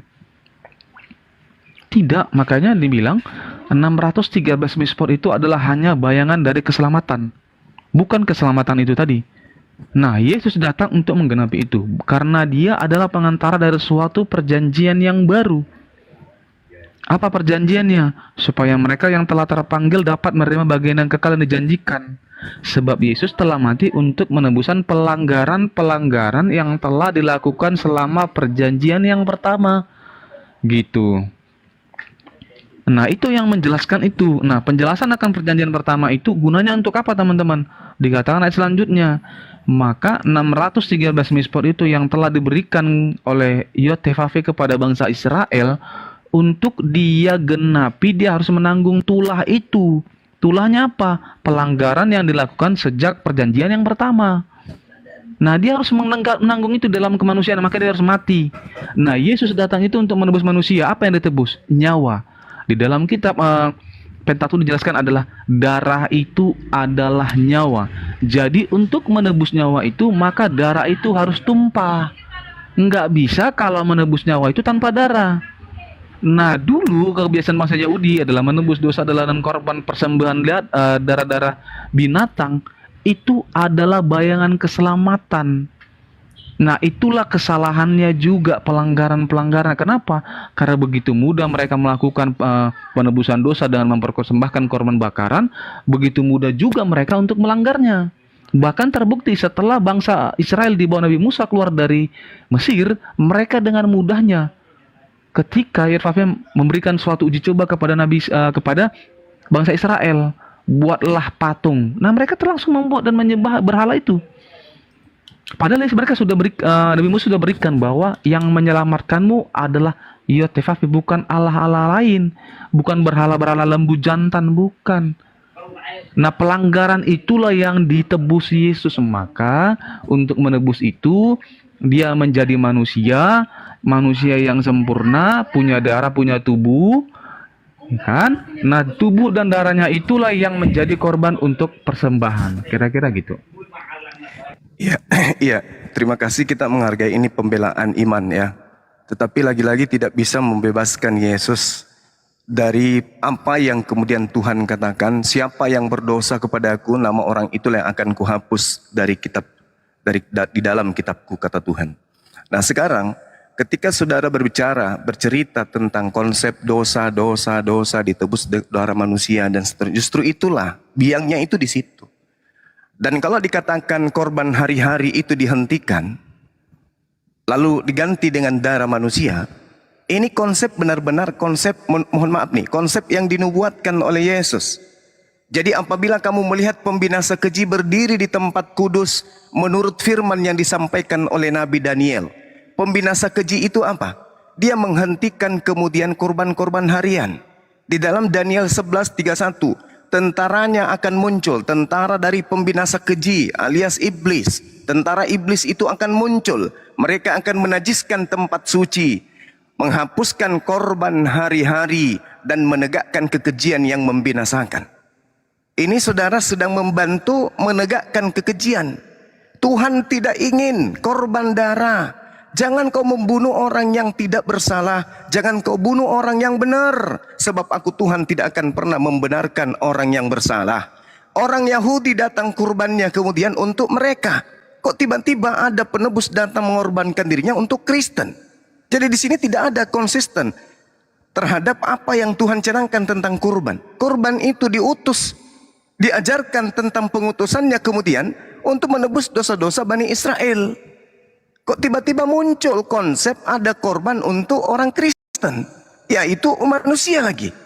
Nah, ini yang perlu dipahami dengan jelas. Sekali lagi saya katakan, Yesus mengatakan, jadi apabila kamu melihat pembinasa keji berdiri di tempat suci, tempat kudus, menurut firman yang disampaikan oleh Daniel, ternyata nubuat Daniel itu bercerita tentang agama saudara. Kenapa saya mengatakan itu? Karena Daniel menyatakan, Daniel 11:31, tentaranya akan muncul. Mereka akan menajiskan tempat kudus, menghapuskan korban sehari-hari, dan menegakkan kekejian yang membinasakan. Di dalam Daniel 9:27, raja itu akan membuat perjanjian itu menjadi berat bagi banyak orang selama 1 kali 7 masa. Pada pertengahan 7 masa itu, ia akan menghentikan korban sembelihan. dan di atas sayap kekejian akan datang yang membinasakan sampai pemusnahan yang ditetapkan menimpa yang membinasakan itu. Di dalam Daniel 7:25, ia akan mengucapkan perkataan yang menentang yang maha tinggi. Saudara saya tadi, panjang lebar, semua ucapan Anda itu menentang ucapan yang maha tinggi. Dan akan menganiaya orang-orang yang kudus milik Allah, milik yang maha tinggi. Ia berusaha mengubah hukum. Dan mereka akan diserahkan ke dalam tangannya selama 1 masa, 2 masa, dan setengah masa. Nah, ini yang perlu disadari. Bahwa ketika dikatakan, dia Yesus yang tidak mengenal dosa telah dibuatnya menjadi dosa. Ini kan ajaran Paulus yang Anda imani. Sehingga Yesus harus jadi korban untuk menebus dosa-dosa. Sedangkan firman Tuhannya, barang siapa yang berbuat dosa, namanya akan dihapus di dalam kitab suciku. Bahkan Wahyu 3 nomor 5, Wahyu 20 nomor 15, setiap orang yang tidak ditemukan namanya tertulis dalam kitab kehidupan akan dilemparkan ke dalam lautan api yang menyala-nyala. Sadis ini. Jadi bagaimana mungkin kemudian Tuhan datang melanggar perintahnya sendiri lalu menyelamatkan dengan melanggar perintah? Itu tidak mungkin. Nah, inilah yang saya katakan, mari kita berbicara mengenai konsep ketuhanan yang benar.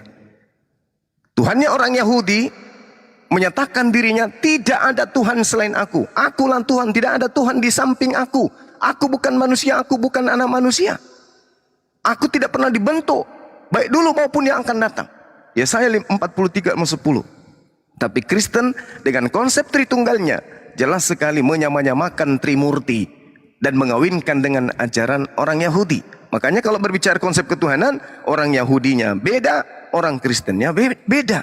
Kenapa bisa terjadi demikian? Karena pada konsep kekristenan, cakupan muatannya 99% itu berasal dari Roma, Yunani, dipelopori oleh Paulus.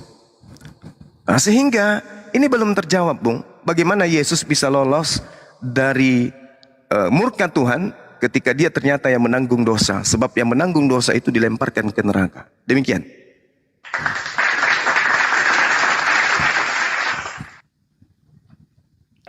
Baik ya, banyak poin yang saya catat ya di sini. Daniel 11 ayat 31, 927, 725. Kalau menanggapi ini perkataan dari Bro Juma, kira-kira Bro Juma pahamnya atau konsennya begini, kita cari persamaannya ya. Bangsa Yahudi itu punya kiblat ya, Bait Allah, Yerusalem. Ketika Yesus mati, bait itu hancur. Pertanyaannya, mereka beribadah di mana? Kalau berdasarkan hukum itu yang pertama. Yang kedua, ini saya memastikan ya bro, saya lebih fokus lagi ya. Bro mengatakan di ajaran bahwa ajaran Kristen, ajaran Paulus, Yesus itu jadi korban, kan gitu. Karena dalam Wahyu 20 tadi bro katakan itu orang-orang tercatat. Nah, baik di sini ada sedikit distorsi ya yang disampaikan bro ya. Ajaran Kristen itu adalah ajaran yang kiblatnya itu Yesus sebagai tokoh utama ya. Tokoh utama kiblat itu bagi kami nggak merujuk tempat ya, tapi menjadi sosok utama panutan itu adalah Tuhan Yesus. Bahwa Paulus itu menerima panggilan itu, yang sebelumnya dia mengejar-ngejar murid-murid Yesus untuk membunuhnya, menjadi pengikut, bertobat, dan ketemu Ananias. Dibuktikan bahwa dia buta sampai ketemu dengan Ananias. Ketika ketemu dia sembuh, matanya kembali normal dan bertobat. Nah, yang menjadi pertanyaan begini. Secara logik dasar ya, apakah seseorang yang kita bilang ya, yang berdosa lah, kita bilang si A, dia berdosa, dia bertobat, terus menjadi orang yang percaya akan pengajaran yang benar, ya kan? Apakah si A ini menyampaikan sesuatu yang bertentangan dengan apa yang disampaikan pengajaran yang benar dari pemberi pengajaran? Tentu tidak dong. Makanya ajaran Paulus itu sebagai orang Yahudi menjelaskan dengan baik, baik dari sisi keyahudiannya maupun sebagai orang yang menerima bahwa ajaran atau konteks 613 misbot itu sudah selesai, sudah dia tanggung.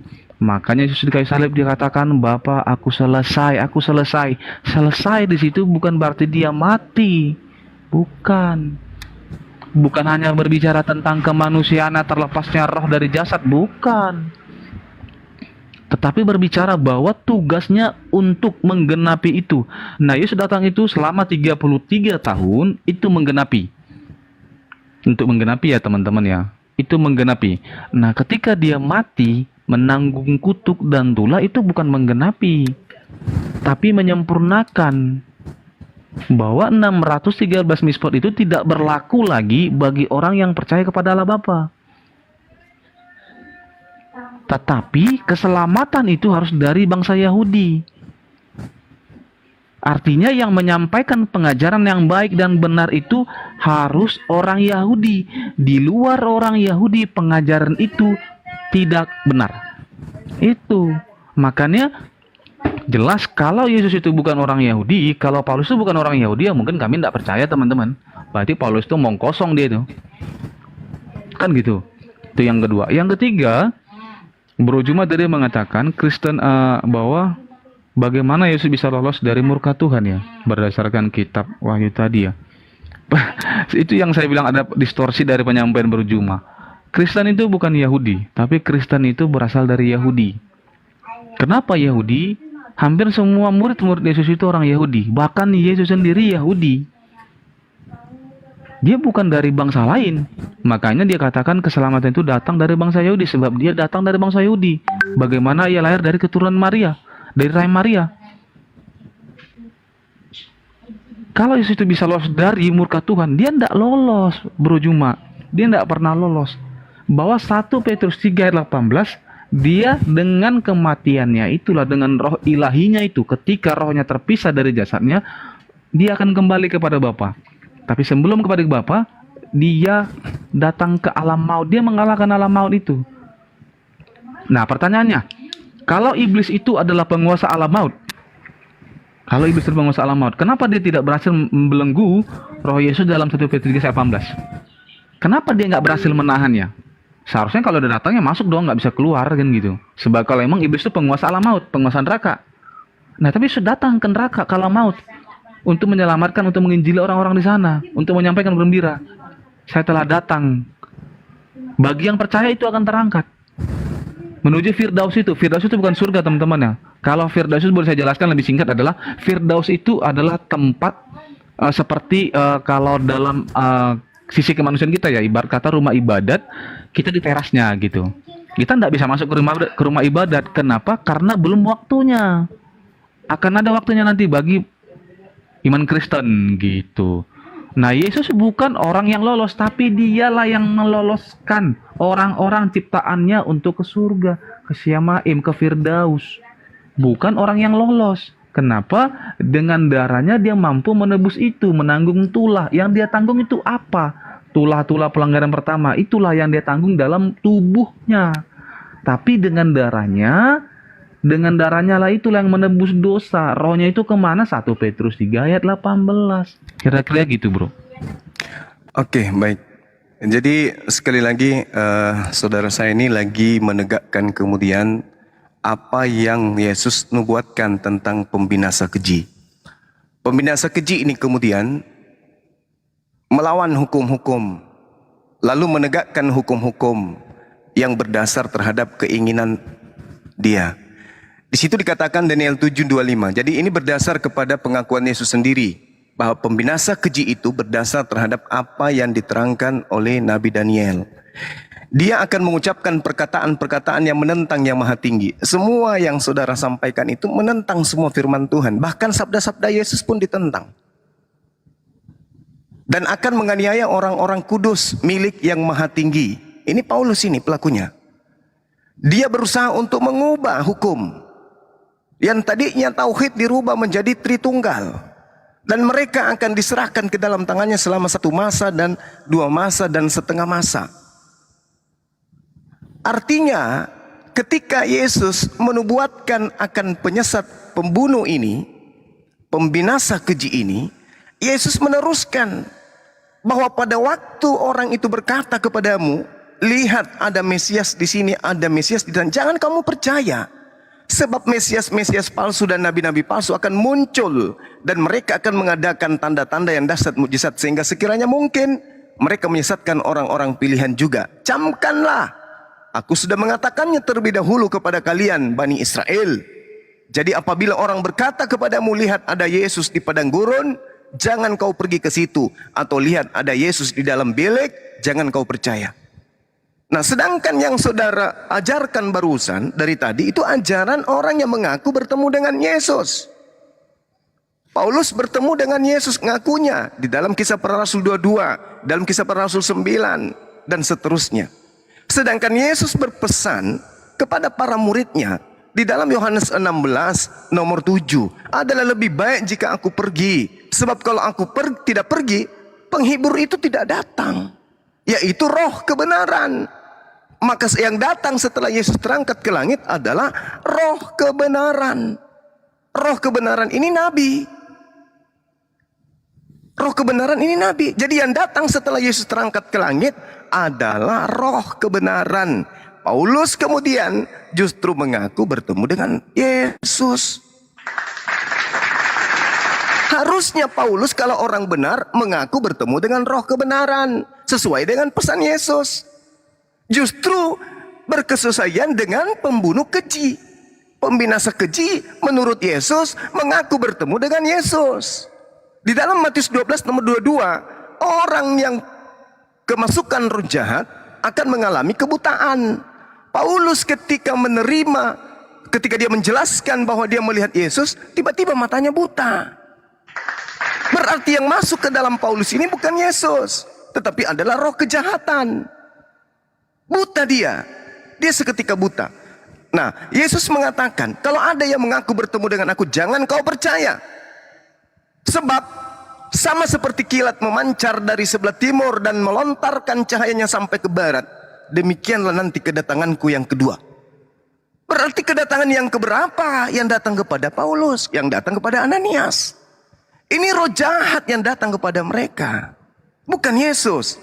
Yesusnya nanti datang kedua kali dengan tanda cahaya akan bersinar dari timur terlontar sampai ke barat. Itu poinnya. Sehingga Anda terlihat nyata, nampak menentang firman Tuhan dan menentang sabda Yesus. Contoh, Imamat 1 nomor 2. Katakanlah kepada orang-orang Israel, apabila dia hendak mempersembahkan korban kepada Elohim, perintahkan kepada mereka agar mempersembahkan hewan ternak, domba, kambing, sapi, lembu. Kristen dalam hal ini, Paulus dalam hal ini, mengambil penyaliban berupa manusia sebagai simbol penghapusan dosa. Apakah itu tidak melanggar firman Tuhan yang tadi? Imamat 1 nomor 2. Imamat 18:21. Imamat 20 nomor 31. Di mana Tuhan kemudian murka dengan semurka-murkanya. Jangan kau serahkan seorang anak manusia kepada dewa Molok. Jangan kau melanggar kekudusan namaku dengan melakukan itu. Imamat 20 nomor 3. Aku sendiri akan membunuh, menentang, melenyapkan orang-orang yang mempersembahkan anak kepada dewa Molok. Sebab dia telah menajiskan tempat suciku. Tapi Paulus tidak peduli. Kenapa Paulus tidak peduli, Bung? Kenapa? Karena Paulus menulis surat bukan untuk orang-orang Yahudi pemegang kitab Taurat. Tetapi Paulus menulis surat untuk orang-orang di luar daripada pemegang kitab Taurat ini. Jadi dia dengan leluasa menyesatkan orang. Pembinasa keji ini berhasil. Sampai kepada Anda pun terkecoh dengan itu. Tuhan itu satu, tak ada Tuhan selain daripada Allah. Dikatakan kemudian oleh Yesus sendiri, Bapa itu di langit. Tidak serupa dengan manusia. Tidak pernah kau lihat. Suaranya tidak bisa kau dengarkan. Yohanes 1 nomor 18. Yesuslah yang menerangkan tentang Tuhan itu kayak mana. Dan kebagaimanaannya. Bukan gereja. Bukan pastor. Bukan pendeta. Tetapi Yesus. Coba Anda baca Yohanes 1:18. Yesuslah yang menerangkan tentang kebagaimanaan Tuhan itu. Yesus mengatakan bahwa Tuhan itu satu-satunya Tuhan. Tak ada yang lain. Itu kata Yesus. Dan Yesus mengatakan, aku hanyalah utusan Tuhan. Itu kata Yesus. Tetapi si pembinasa keji ini menentang itu semua dan mengajarkan kemudian Yesus itu adalah Tuhan. Ini sadis, Bang. Ketika kita melihat bahwa orang yang melakukan dosa itu akan kulenyapkan namanya di dalam kitab kehidupan. Yesus dengan seabrek konsep berasal dari Kristen Katolik dan krunya itu sama sekali tidak ada tempat dalam kitab kehidupan yang Tuhan canangkan di dalam pengajaran kepada Nabi Musa. Tapi lagi-lagi lakum dinukum waliyadin. Silakan dengan iman saudara. Saya hanya menjelaskan, kebetulan kita lagi berdiskusi dalam dunia debat, diskusi semuanya bisa diuraikan, yang penting berdasarkan dengan data. Itu konsepnya. Jadi sekali lagi saya katakan kepada saudara, saya belum menemukan bagaimana Anda bisa meloloskan Yesus dari dihilangkannya nama dia dari kitab kehidupan berdasarkan Keluaran 32 nomor 33. Tetapi Tuhan berfirman kepada Musa, siapa yang berdosa kepadaku, orang yang menggantikan kurban hewan menjadi kurban manusia adalah orang-orang yang berdosa semuanya. Nama orang itulah yang akan kuhapus dari kitab suciku. Ini seram kalau menurut saya. Tapi kalau Anda menganggap itu biasa aja dengan dalil-dalil dari Paulus, silakan. La ikraha fiddin. Tak ada paksaan. Lakum dinukum waliyadin. Kita hanya memberikan edukasi dari konsep tauhid dan konsep Tritunggal atau Trinitas. Demikian, silakan. Baik teman-teman ya, terima kasih Bang Juma. Tadi Bang Juma membawakan Daniel 7:25, terus dia sandingkan dengan Yohanes 16 ayat 17 ya. Itu adalah roh itu berbicara tentang nabi. Dalam iman Kristen itu roh ya roh. Tidak pernah roh itu adalah materi, nggak ada itu Bang. Kalau Brojo mengatakan roh adalah materi, itu imannya maaf ya harus perlu kita uji ya. Yang perlu kita pertanyakan, bagaimana roh itu kan tidak terlihat. Bagaimana dia punya materi? Nggak ada. Itu nggak ada. Nah, Yohanes 16 ayat 17 itu tidak pernah berbicara selain kepada orang yang di dalam iman Kristen. Nggak ada Bang. Kalau mereka disematkan kepada orang yang percaya kepada Tuhan Yesus, haruslah mereka menyembah dan percaya kepada Mesias itu. Itu yang menjadi pertanyaannya. Kita ujinya gitu loh. Apakah itu disematkan kepada orang lain? Justru kepada roh penghibur itu. Bagaimana ketika Tuhan Yesus naik, mereka menerima Roh Kudus. Bahkan sebelum dia terangkat ke surga, dia sudah menghembuskan Roh Kudus itu. Di dalam kitab Yohanes, aku akan kuhembuskan katanya. Itu berbicara tentang kuasa, bukan hanya Maulud ada tentang kepada sosok manusia. Tidak, nggak ada sosok manusia. Maka itulah Tritunggal, itulah yang dijanjikan Tuhan Yesus di dalam ketritunggalan itu. Tidak pernah roh yang dijanjikan itu berbicara tentang manusia. Roh di dalam iman Kristen ataupun Yahudi itu berbicara tentang sumber hidup. Itu berbicara tentang nefes, adalah sumber yang menghidupkan, atau berbicara tentang spirit, jiwa, semangat yang menghidupkan, bukan kepada ciptaannya manusia, tidak. Gitu. Nah, kalau di dalam Oke, lanjut. Boleh, silakan Bro. Ya, oke. Jadi saudara mengatakan roh itu adalah makhluk yang kemudian tidak berdimensi biologis. Kan, roh itu bukan makhluk, bukan materi. Ya. Roh itu bukan materi. Ini kekeliruan. Kekeliruan yang berdasar terhadap minimnya pengetahuan tentang roh dan Bible itu sendiri.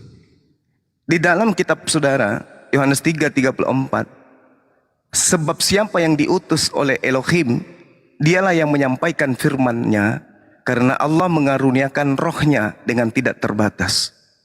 Berarti berbicara mengenai roh Tuhan, roh kebenaran, itu adalah makhluk biologis. Kita lihat di dalam 1 Yohanes 4 nomor 1. Apa yang diterangkan di sana? Saudara-saudaraku yang kekasih, janganlah percaya akan setiap roh, tetapi ujilah roh-roh itu, apakah mereka berasal dari Allah, sebab banyak nabi-nabi palsu yang muncul dan pergi ke seluruh dunia. Nabi-nabi palsu itu adalah makhluk materi, biologis dia, makhluk fana. Jangan percaya kepada setiap roh, sebab nabi-nabi palsu, berarti nabi-nabi palsu ini juga dianggap sebagai roh. Kemudian Nehemia 9:30, Namun bertahun-tahun lamanya engkau melanjutkan sabarmu terhadap mereka. Dengan rohmu engkau memperingatkan mereka, yaitu dengan para nabimu. Rohmu, nabimu. Rohmu, nabimu. Rohmu, utusanmu. Yesus mengatakan juga hal yang sama. Sebab siapa yang diutus Elohim, dialah yang menyampaikan firman Elohim, karena Elohim mengaruniakan rohnya dengan tidak terbatas. Bilangan 11:29. Tetapi Musa berkata kepada mereka, apakah engkau begitu giat mendukung diriku? Kalau seluruh umat Tuhan menjadi nabi, oleh karena Tuhan memberi rohnya hinggap kepada mereka, maka dunia ini akan baik. Bilangan 11 nomor 25. Lalu turunlah Tuhan dalam awan dan berbicara kepada Musa. Kemudian diambilnya sebagian dari roh yang hinggap pada Musa. Dan roh itu diberikan kepada ke-70 tua-tua itu. Seketika itu juga pada saat roh itu hinggap pada ke-70 tua-tua, maka kepenuhanlah mereka ke-70 ini seperti seorang nabi. Jadi Oke, roh ini sabar. saya potong boleh nggak, Bang? 10 detik. Enak nih. Oke, silakan. Jadi roh kebenaran yang datang setelah Yesus itu adalah nabi. Apa pembuktiannya? Kita lihat data Yohanes 16 yang tadi. Dia tidak akan berkata-kata dari dirinya sendiri, melainkan apa yang diterimanya, apa yang didengarnya, itulah yang disampaikan. Bukti bahwa roh yang dimaksud adalah manusia. Demikian. Ya, menarik ya. Kalau roh itu adalah manusia, terus yang diutus kepada manusia itu apa? Itu pengujiannya. Terus tadi Bro Roma panjang lebar bawa ayat dari awal tadi ya. Saya belum sempat menguji ya. Karena saya hanya sekedar untuk menjawab ya. Yohanes 3 ayat 34 yang dibawakan Bro Juma dengan Nehemia 9 ayat 30, Bilangan 11:39, Bilangan 11:35 itu ada konteks roh yang diutus dan ada penerima roh. Bilangan dalam 11:25, Bilangan 11:29. Bilangan 11:25 ya. Itu dalam konteks berbicara penerima ya, Bro ya, penerima. Nah, pertanyaannya kan pengujiannya gini ya. Kalau roh itu Elohim ya, Elohim mengutus rohnya, mengutus nefesnya. Nefes itu artinya semangat ya, sumber semangat yang hidup menghidupkan ya. Kepada manusia ya kan yang menerima. Kalau roh dan materi ini sama, berarti manusia itu adalah Elohim. Kenapa? Dia mengembuskan manusia kepada manusia, itu namanya teori komposisi, Bro. Kenapa demikian? Karena yang diutus manusia tuh, manusia kepada nabi, berarti yang diutusnya manusia pada nabi timpal-timpalan dong, kayak apa ya, kayak menyusun barang gitu, dek sampai ke atasnya. Enggak begitu. Roh itu tidak terlihat, tapi pergerakannya itu, eksistensinya itu seperti angin, bukan angin. Kalau dalam iman Yahudi, Elohim itu adalah angin, terus apakah angin tidak terlihat? Tentu terlihat dong. Pembuktian bagaimana? Apakah sama angin sepoi-sepoi dengan angin topan? Angin topan bisa dilihat siapapun. Di negara manapun banyak angin topan, apa bisa dilihat? Bisa dong. Direkam banyak. Videonya juga banyak. Apakah Elohim seperti itu? Tentu tidak. Tapi pergerakannya itu, eksistensinya itu bergerak seperti angin, maju. Dia tidak pernah mundur. Itu eksistensinya, bukan wujudnya. Wujudnya itu tetap tidak terlihat. Itu dalam pandangan iman Yahudi, kan gitu. Nah, pertanyaan kembali kepada Bro Juma. Sekian banyak Bro Juma menyampaikan ayat. Saya ujinya begini. Apakah yang diutus dalam Yohanes 3 ayat 24, Nehemia 9:30, Bilangan 11:29 dan 25, itu apakah manusia yang diutus? Kalau manusia berarti manusia nimpa manusia. Kira-kira tinggi manusia itu udah berapa sekarang? Kira-kira gitu dulu, sebelum kepanjangan. Oke, baik. Menjawabnya itu cukup satu dalil. Yesaya 42 nomor 1. Lihat, itu hambaku, yang kupegang orang pilihanku, yang kepadanya aku berkenan. Aku telah menaruh rohku ke atasnya, supaya ia menyatakan hukum kepada bangsa-bangsa. Manusia utuh, yang disebut manusia, roh dan jasad. begitu dia diutus sebagai nabi, maka roh, spirit, kekuatan, ilham, wahyu Tuhan akan melekat pada nabi tersebut. 1 Yohanes 4 nomor 1 itu sebenarnya Anda harus pahami di situ. Udah sampai ke sana sebenarnya. Waspadalah setiap roh, jangan kau percaya setiap roh, ujilah setiap roh.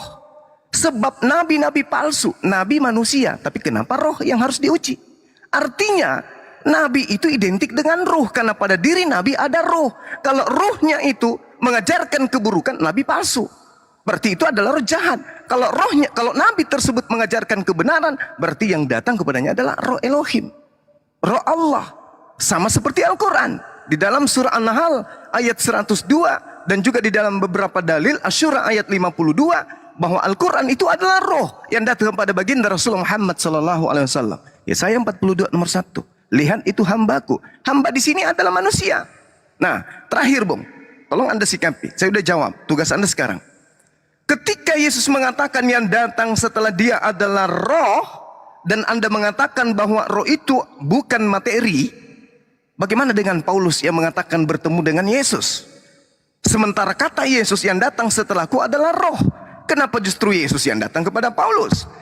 Yesus datang sebagai manusia. 2 Yohanes 1 nomor 7. Naik ke atas langit. Yohanes 3 nomor 13 sebagai manusia. Duduk di samping Tuhan. Markus 14:62 sebagai manusia. Turun sebagai manusia untuk yang kedua kalinya. Matius 16:27 sebagai manusia. Menghakimi manusia juga sebagai manusia. Yohanes 5:27. Tetap manusia. Ibrani 13:8. Yesus menaklukkan dirinya sebagai manusia. 2 Korintus 15:28. Terus kapan Yesus ini berbentuk roh? Kapan? Yesus selama-lamanya adalah manusia. Di atas pun dia duduk sebagai manusia. Berarti yang datang kepada Paulus adalah manusia. Sedangkan Anda mengartikan roh kebenaran yang datang setelah Yesus adalah roh. Yang datang kepada Paulus justru manusia. Ayo, bagaimana Anda mempertanggungjawabkan itu? Yang datang kepada Paulus dan Ananias, roh atau manusia? Tolong tunjukkan di mana Yesus itu adalah roh. Silakan.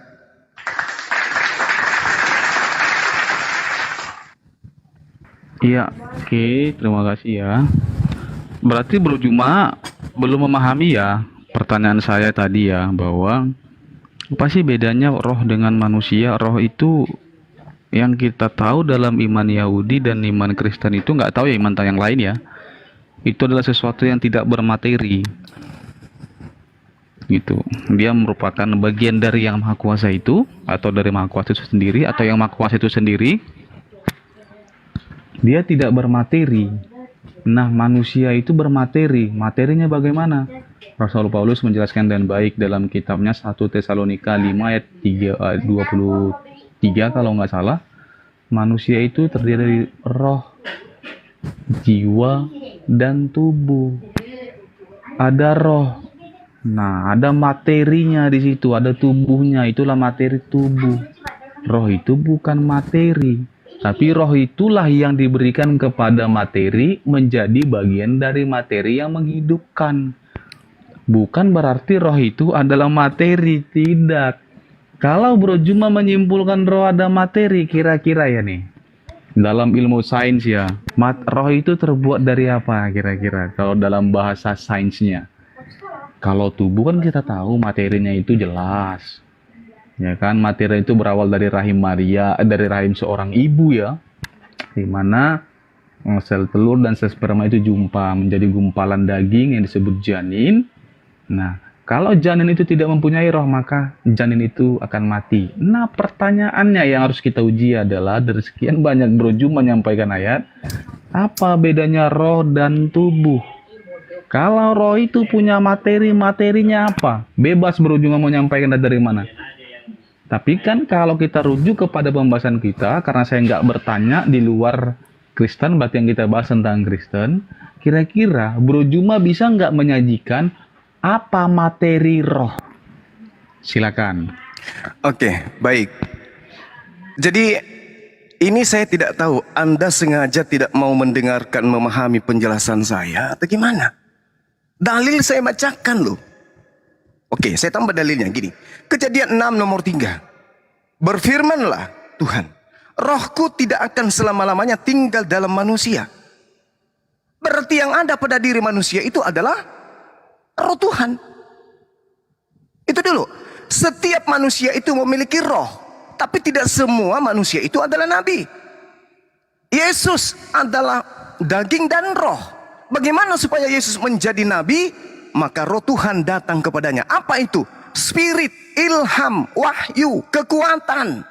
Bukan berarti orang itu harus memiliki dua roh di dalamnya, tidak. Ada roh Tuhan, ada juga rohnya, tidak. Yang dimaksud di sini, nabi itu memiliki kemampuan di atas manusia biasa disebabkan karena Tuhan memberikan ilham, wahyu, kekuatan, mujizat kepada orang tersebut. Coba Anda lihat data-datanya kemudian. Bagaimana di dalam kitabnya orang Yahudi. Lalu turunlah Tuhan dalam awan dan berbicara kepada Nabi Musa. Kemudian diambilnya sebagian dari roh yang hinggap pada Musa. Gimana ceritanya kalau roh diambil dari Musa? Mati Musa maksudnya? Tidak. Nabi Musa, hikmat kedambiannya, diambil spiritnya, kekuatannya, pneumanya, rohnya sebagian, lalu diberikan kepada ke-70 tua-tua. Setelah itu terjadi, maka ke-70 tua-tua ini nampak seperti nabi.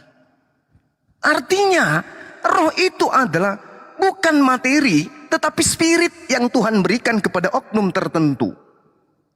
Tetapi Musa berkata kepadanya, apakah engkau begitu giat mendukung diriku? Kalau seluruh umat Tuhan menjadi nabi, oleh karena Tuhan memberi rohnya hinggap kepada mereka. Seluruh manusia bisa menjadi nabi kalau roh spesial dari Tuhan diberikan Tuhan kepada mereka. Biarlah Tuhan Elohim dari roh segala makhluk mengangkat atas umat ini seorang per orang. Jadi Tuhan memberikan rohnya kepada siapapun yang dia inginkan. Roh di sini adalah spirit.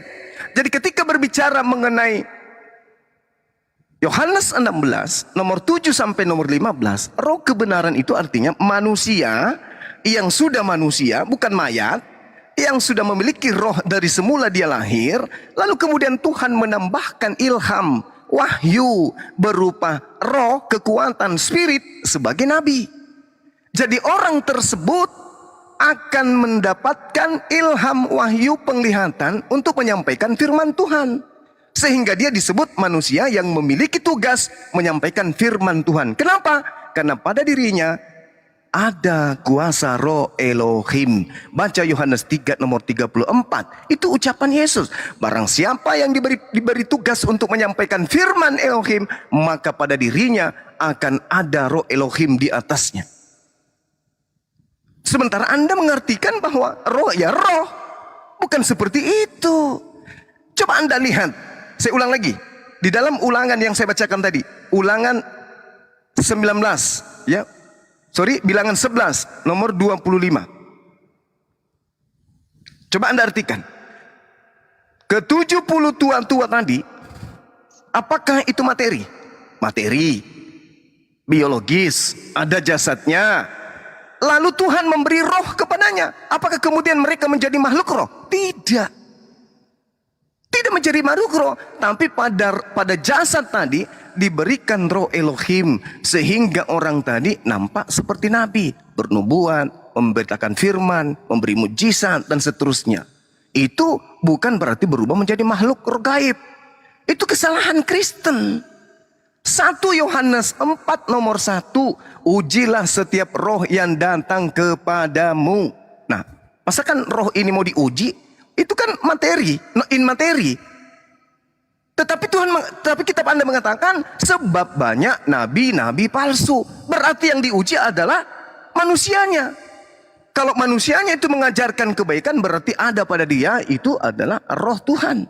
Tapi kalau yang diajarkan adalah kejahatan, maka ada pada dirinya roh jahat. Jadi dari fisiknya kita lihat. Bukan dari roh berbentuk in materi itu yang mau kita lihat. Jangan, bukan begitu maksudnya. Jadi roh kebenaran yang datang, yang tidak berkata-kata dari dirinya sendiri, melainkan apa yang didengarkan itulah yang disampaikan. Itu adalah nabi. Bukan roh, dalam arti kata seperti hantu bukan, tapi nabi. Yang diutus sebagai roh kebenaran. Maksudnya seorang nabi yang menyampaikan kebenaran dari mulutnya disebabkan karena roh Tuhan, roh Elohim ada hinggap padanya. Coba Anda baca Yohanes 3 nomor 34. Siapapun akan diberi roh di atasnya tanpa terbatas. Nah, ini yang dimaksud roh kebenaran. yang berkata-kata dari apa yang didengarkan. Bukan Tuhan yang datang itu. Itu yang pertama. Terakhir, Anda belum menjawab. Di mana Yesus pernah disebut sebagai makhluk roh? Kalau Anda mengatakan bahwa yang datang setelah Yesus itu adalah roh, kenapa yang datang kepada Paulus justru daging? Yaitu Yesus. Bukankah Yesus itu bukan roh? Yesus itu adalah daging. Silakan. Iya, menarik. Pak Christian, mohon Iya. maaf dipotong sebentar Bang Juma. Dewa izin zuhur dulu 20 menit. Boleh Bang. Iya. Silakan moga-moga. nanti dilanjut. Kalau nggak ada konklusinya, silakan. Dewa Baik. izin ya, Bang Juma ya. Pakai Iya, tangan Bang, ya. siap. Saya Zuhur kira dulu juga tidak sebentar. terlalu panjang lagi kita ya. Boleh. Iya. Bapak. Jadi saya jawab ya, dalam Karya 12 itu berbicara tentang roh ya. Dikatakan begini, ucapan ilahi firman Tuhan tentang Israel, demikianlah firman Tuhan yang membentangkan langit dan yang meletakkan dasar bumi dan yang menciptakan roh dalam diri manusia. Nah, buktinya dari tadi bro menyampaikan sekian banyak ayat tapi inkonsisten. Saya bertanya apakah roh itu manusia? Bro bilang iya.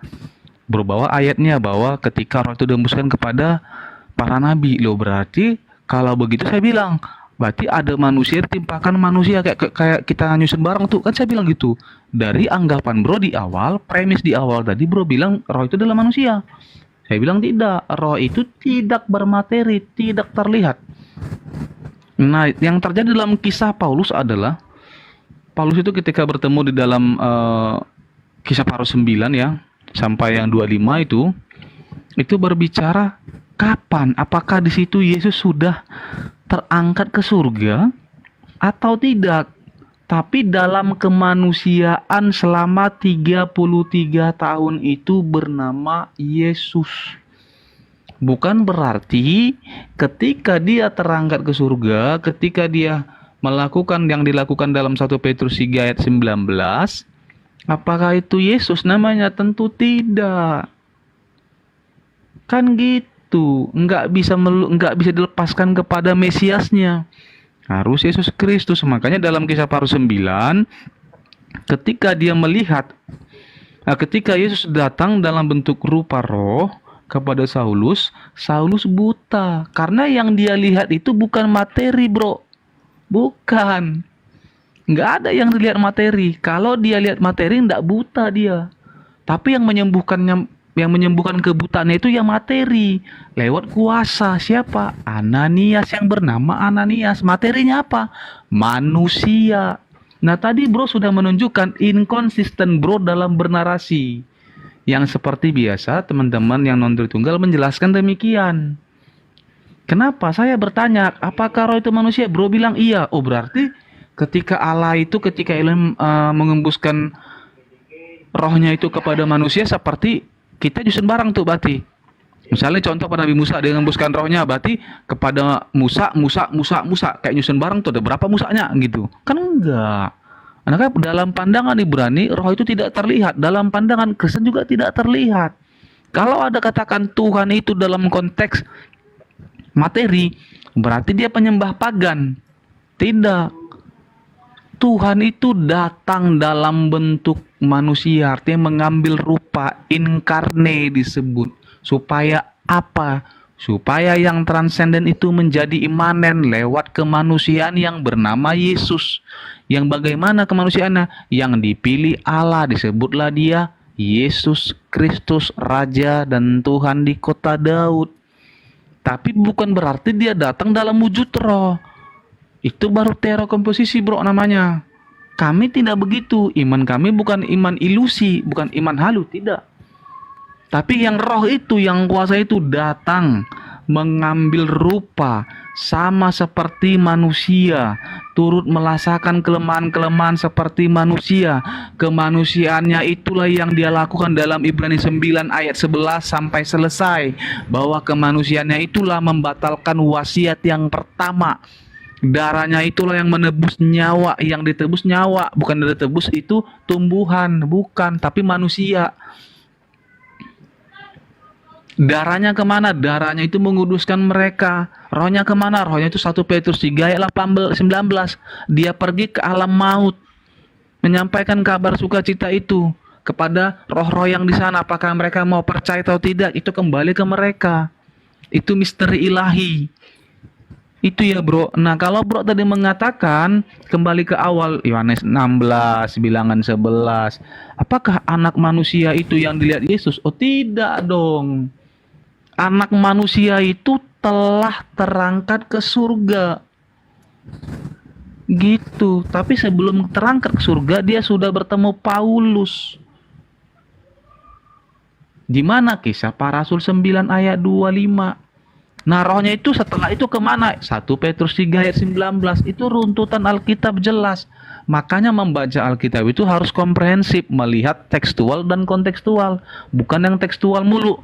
Kalau satu agama yang tertuang dalam satu kitab, kita melihat kitab itu, melihat iman mereka secara tekstual, itu akan terbentur. Iman manapun bisa kita uji.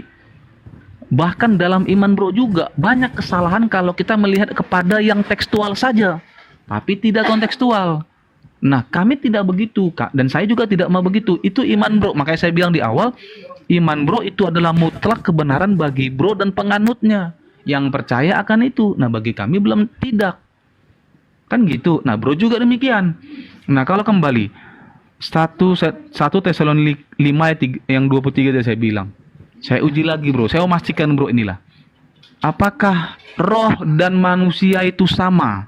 Kalau sama, kira-kira bro belum jawab dari awal. Saya satu pertanyaan saja. Apakah materi dari roh kalau itu sama? Karena premis di bro di awal bilang roh itu sama. Kira-kira gitu dulu bro, biar kita lanjut. Iya, saya diajak muter-muter. Apakah ini akibat karena akal sudah tertutup atau memang sengaja? Saya berani mengatakan bahwa manusia itu adalah makhluk roh. Makhluk roh itu manusia yang dibungkus oleh materi biologis. Jangan Anda mengatakan manusia itu bukan makhluk roh. Manusia itu makhluk roh yang terbungkus biologis. Pahami itu dulu. Kalau kita bukan makhluk roh, mati sudah kita. Kita batu berarti kita ini. Apa pembuktiannya? Ini nanti sekaligus menjadi pertanyaan bagi Anda, bagi saya untuk Anda. Tuhan Anda itu roh, dan perintahnya dalam Yohanes 4, sembahlah dia dalam roh. Bagaimana cara Anda menyembah dalam roh? Ayo, jawab itu nanti. Untuk membuktikan bahwa yang dimaksud roh kebenaran itu adalah nabi, itu adalah manusia. Roh itu memang sesuatu yang gaib, non materi. Anak TK pun tahu itu. Tetapi yang dikatakan roh kebenaran ini adalah spirit kekuatan, ilham, wahyu, penglihatan yang diberikan spesial kepada manusia yang ditunjuk sebagai nabi. Maka seorang nabi tidak akan berkata-kata dari dirinya sendiri, melainkan apa yang didengarkan itu yang disampaikan. Pahami itu dulu. Kita ini adalah makhluk roh yang dibungkus oleh jasad, sehingga ketika kita meninggal maka terpisahlah antara jasad dan roh. Roh itu siapa? Roh itu kita. Kenapa jadi pikun ya? Anda membaca Zakaria 12 nomor 1, tetapi Anda lupa dengan ucapan Anda sendiri bro. Tuhan menciptakan setiap roh yang ada pada diri manusia. Tuhan menciptakan roh. Berarti kita ini makhluk apa? Kita ini makhluk roh. Kita berasal dari roh menjadi daging, dibungkus oleh daging. Kembali nanti di alam roh, di alam gaib. Jangan Anda mengatakan, bagaimana itu ditumpuk-tumpuk jadi barang? La haula wala quwata illa billah. Saya sudah menceritakan bagaimana bilangan 11, 25, 29, bagaimana Nehemia 9:30. Manusia loh di situ, 70 manusia. Yang dikatakan manusia, pada dirinya sudah ada roh. Tapi Tuhan menambahkan kemudian spirit rohnya kepada oknum tersebut, sehingga mereka nampak seperti nabi. Berarti nabi ini diberikan roh. Roh yang spesial, roh kebenaran yang hanya membimbing manusia kepada kebenaran. 1 Yohanes 4 nomor 1, ujilah roh. Loh, bagaimana caranya roh ini diuji? Sementara dia non materi. Ternyata yang dimaksud di situ adalah manusianya kamu uji. Sebab pada diri manusia itu ada unsur non materi yang disebut roh yang ada pada dirinya. Sehingga perilakunya ditentukan oleh roh yang ada pada dirinya. Mayat tidak akan mungkin lari ketika ada kebakaran karena dalam dirinya tidak ada roh. Jadi dari roh yang terbersit dalam perbuatan tindakan biologis, nampak bahwa rohnya itu roh nabi atau bukan. Kesimpulan saya sederhana. Roh kebenaran itu adalah nabi, manusia yang maksudnya pada dirinya ada roh Tuhan yang spesial diberikan selayaknya Nabi Musa, selayaknya Yesus, selayaknya Abraham dan seterusnya. Mereka ini manusia biologis, tapi pada dirinya ada roh kenabian. Masa saya diuji apakah itu roh materi atau tidak? Sedangkan manusia ini adalah makhluk roh yang terbungkus jasad. Itu jawaban saya. Sekarang tolong jawab saya. Ketika dalam Yohanes 4 dikatakan kemudian Tuhan itu roh, maka sembahlah dia dalam roh dan kebenaran. Bagaimana Anda bisa mewujudkan diri Anda menjadi roh sementara Anda adalah materi? Ayo, bagaimana Anda menyembah dalam roh itu? Silakan. Oke, menyembah dalam roh ya. Itu menyembah dalam roh berarti bukan berarti kita adalah roh. Itu dulu yang pertama. Artinya menyembah dalam roh itu harusnya kita percaya. Makanya Yesus katakan, berbahagialah kamu yang tidak melihat namun percaya. Itulah konteks penyembahan. Itulah puncak iman. Itulah puncak kawan, worshipnya. Gimana? Kita tiktokan aja biar tidak terlalu panjang. Boleh. Kita muter-muter. Boleh, Anda mengatakan roh itu bukan materi. Sementara Anda diperintahkan menyembah dalam bukan materi. Benar. Sementara Anda menjelaskan menyembah dalam roh itu ternyata materi juga. Gimana ceritanya? Anda mengatakan tadi roh itu bukan materi. Bagaimana Anda menjadikan diri Anda bukan materi dalam menyembah roh? Silakan. Oke, menarik. Bentuk kita harus tahu dulu penyembahan itu apa sih? Kepada siapa? Apakah penyembahan itu kepada materi? Tentu tidak dong. Bentuk dalam roh dan sembahlah ia dalam roh dan kebenaran. Kan gitu. Iya, yang Bro pahami dalam kalimat itu apa? Coba kita cari benang merahnya. Anda yang harus mengadakan diri Anda sebagai roh dalam menyembah. Oh, itu bukan itu maknanya, Bro. Oh, bukan begitu. Bukan. Nah, terus bagaimana maknanya? Oke, saya jawab ya. Ya. Makna yang dalam menyembah roh itu kita harus tahu dulu menyembah itu apa sih? Kan gitu. Nah, dalam iman Kristen, menyembah itu bukan seperti kita harus dalam roh, berarti kita harus koid dong. Kan nggak gitu, Bro. Ya kan? Menyembah dalam roh artinya, menyembah itu kan ada definisi secara iman ya. Bukan secara KBBI melulu ya. Tapi yang merujuk kepada iman Kristen. Iman Kristen mengatakan berbahagialah kamu yang tidak melihat namun percaya. Kita nggak ngelihat nih, tapi kita percaya. Itulah puncak iman Kristen. Itulah pengaplikasiannya. Walaupun kami nggak pernah ketemu dengan roh itu, walaupun kami nggak melihat roh itu, kami percaya itulah penyembahan. Penyembahan yang bagaimana? Kepada siapa? Jelas. Maka Yesus katakan Allah kita itu Esa. Sembahlah dia dalam roh dan kebenaran. Nah, roh itu adalah wujud dari ekstensi dari Bapa itu. Kami harus percaya kepadanya. Kepada siapa? Kepada dia yang telah dia utus. Siapa? Mesias. Hanya kepada Mesias, tidak boleh kepada yang lain, Bro. Lah, Mesias Nggak itu ada roh di luar atau itu. bukan? Mesias itu roh yang mengambil wujud manusia. Bung, Anda menyalahartikan Yohanes 4 tadi. Tetapi saatnya, sabar dulu. Tetapi saatnya akan tiba. Dan sudah tiba sekarang. Bahwa penyembah-penyembah benar akan menyembah Bapa dalam roh dan kebenaran. Nah, sekarang saya ingin tahu. Sebelum Yesus, orang-orang yang menyembah Elohim, Elohim di situ roh atau bukan? Roh dong. Nah, roh. Tapi kenapa dalil Anda mengatakan tetapi saatnya akan datang dan sudah tiba sekarang bahwa penyembah-penyembah benar akan menyembah Bapa dalam roh dan kebenaran. Artinya penyembah ini yang dalam roh. Bukan yang bro, disembah adalah roh. Bukan gitu, Bro. Tadi saya jawab dari awal ya. Saya udah jawab ya, Bro. Sekarang gini, Kenapa begitu? Tunggu. Anda yang mengartikan beda. Sekarang begini, saya ulang lagi pertanyaan saya. Sebelum Yohanes ini ditulis, apakah orang-orang Yahudi menyembah hakikat roh? Jawab dulu, Bang. Oke. Oke, Iya kan? bro? Nah, berarti mereka sudah menyembah hakikat roh. Tetapi kenapa dalam kitab Anda dikatakan, tetapi saatnya akan tiba. Sekarang sudah tiba bahwa penyembah-penyembah benar akan menyembah Bapa dalam kebenaran dan roh. Lah, apa bedanya dengan orang-orang Yahudi yang tadinya memang menyembah roh? Apa bedanya? Sebab Bapa menghendaki penyembah-penyembah demikian. Penyembah-penyembahnya yang harus berada di dalam roh. Baik, saya jawab Nah, ya, bro. sekarang jangan Anda putar balikkan. Data nomor 24-nya dikatakan, Allah itu roh. Barang siapa menyembah dia harus Ya, enggak gitu, menyembahnya. bro. Harus Nggak sesuai yang menyembahnya. dengan kamu bilang begitu. Gini, bro. Tadi saya bilang, pembuktiannya gini. Kalau Loh, Anda yang suatu Anda tidak mampu menjadikan Iya, diri saya Anda mau jawab, menjadi boleh enggak? roh. Itu masalahnya. Saya boleh jawab enggak? Iya, saya Ya, boleh tapi jawab enggak? jangan Anda Jadi mutar-mutar. gini ya. Ini dalilnya Bukan mutar, jelas.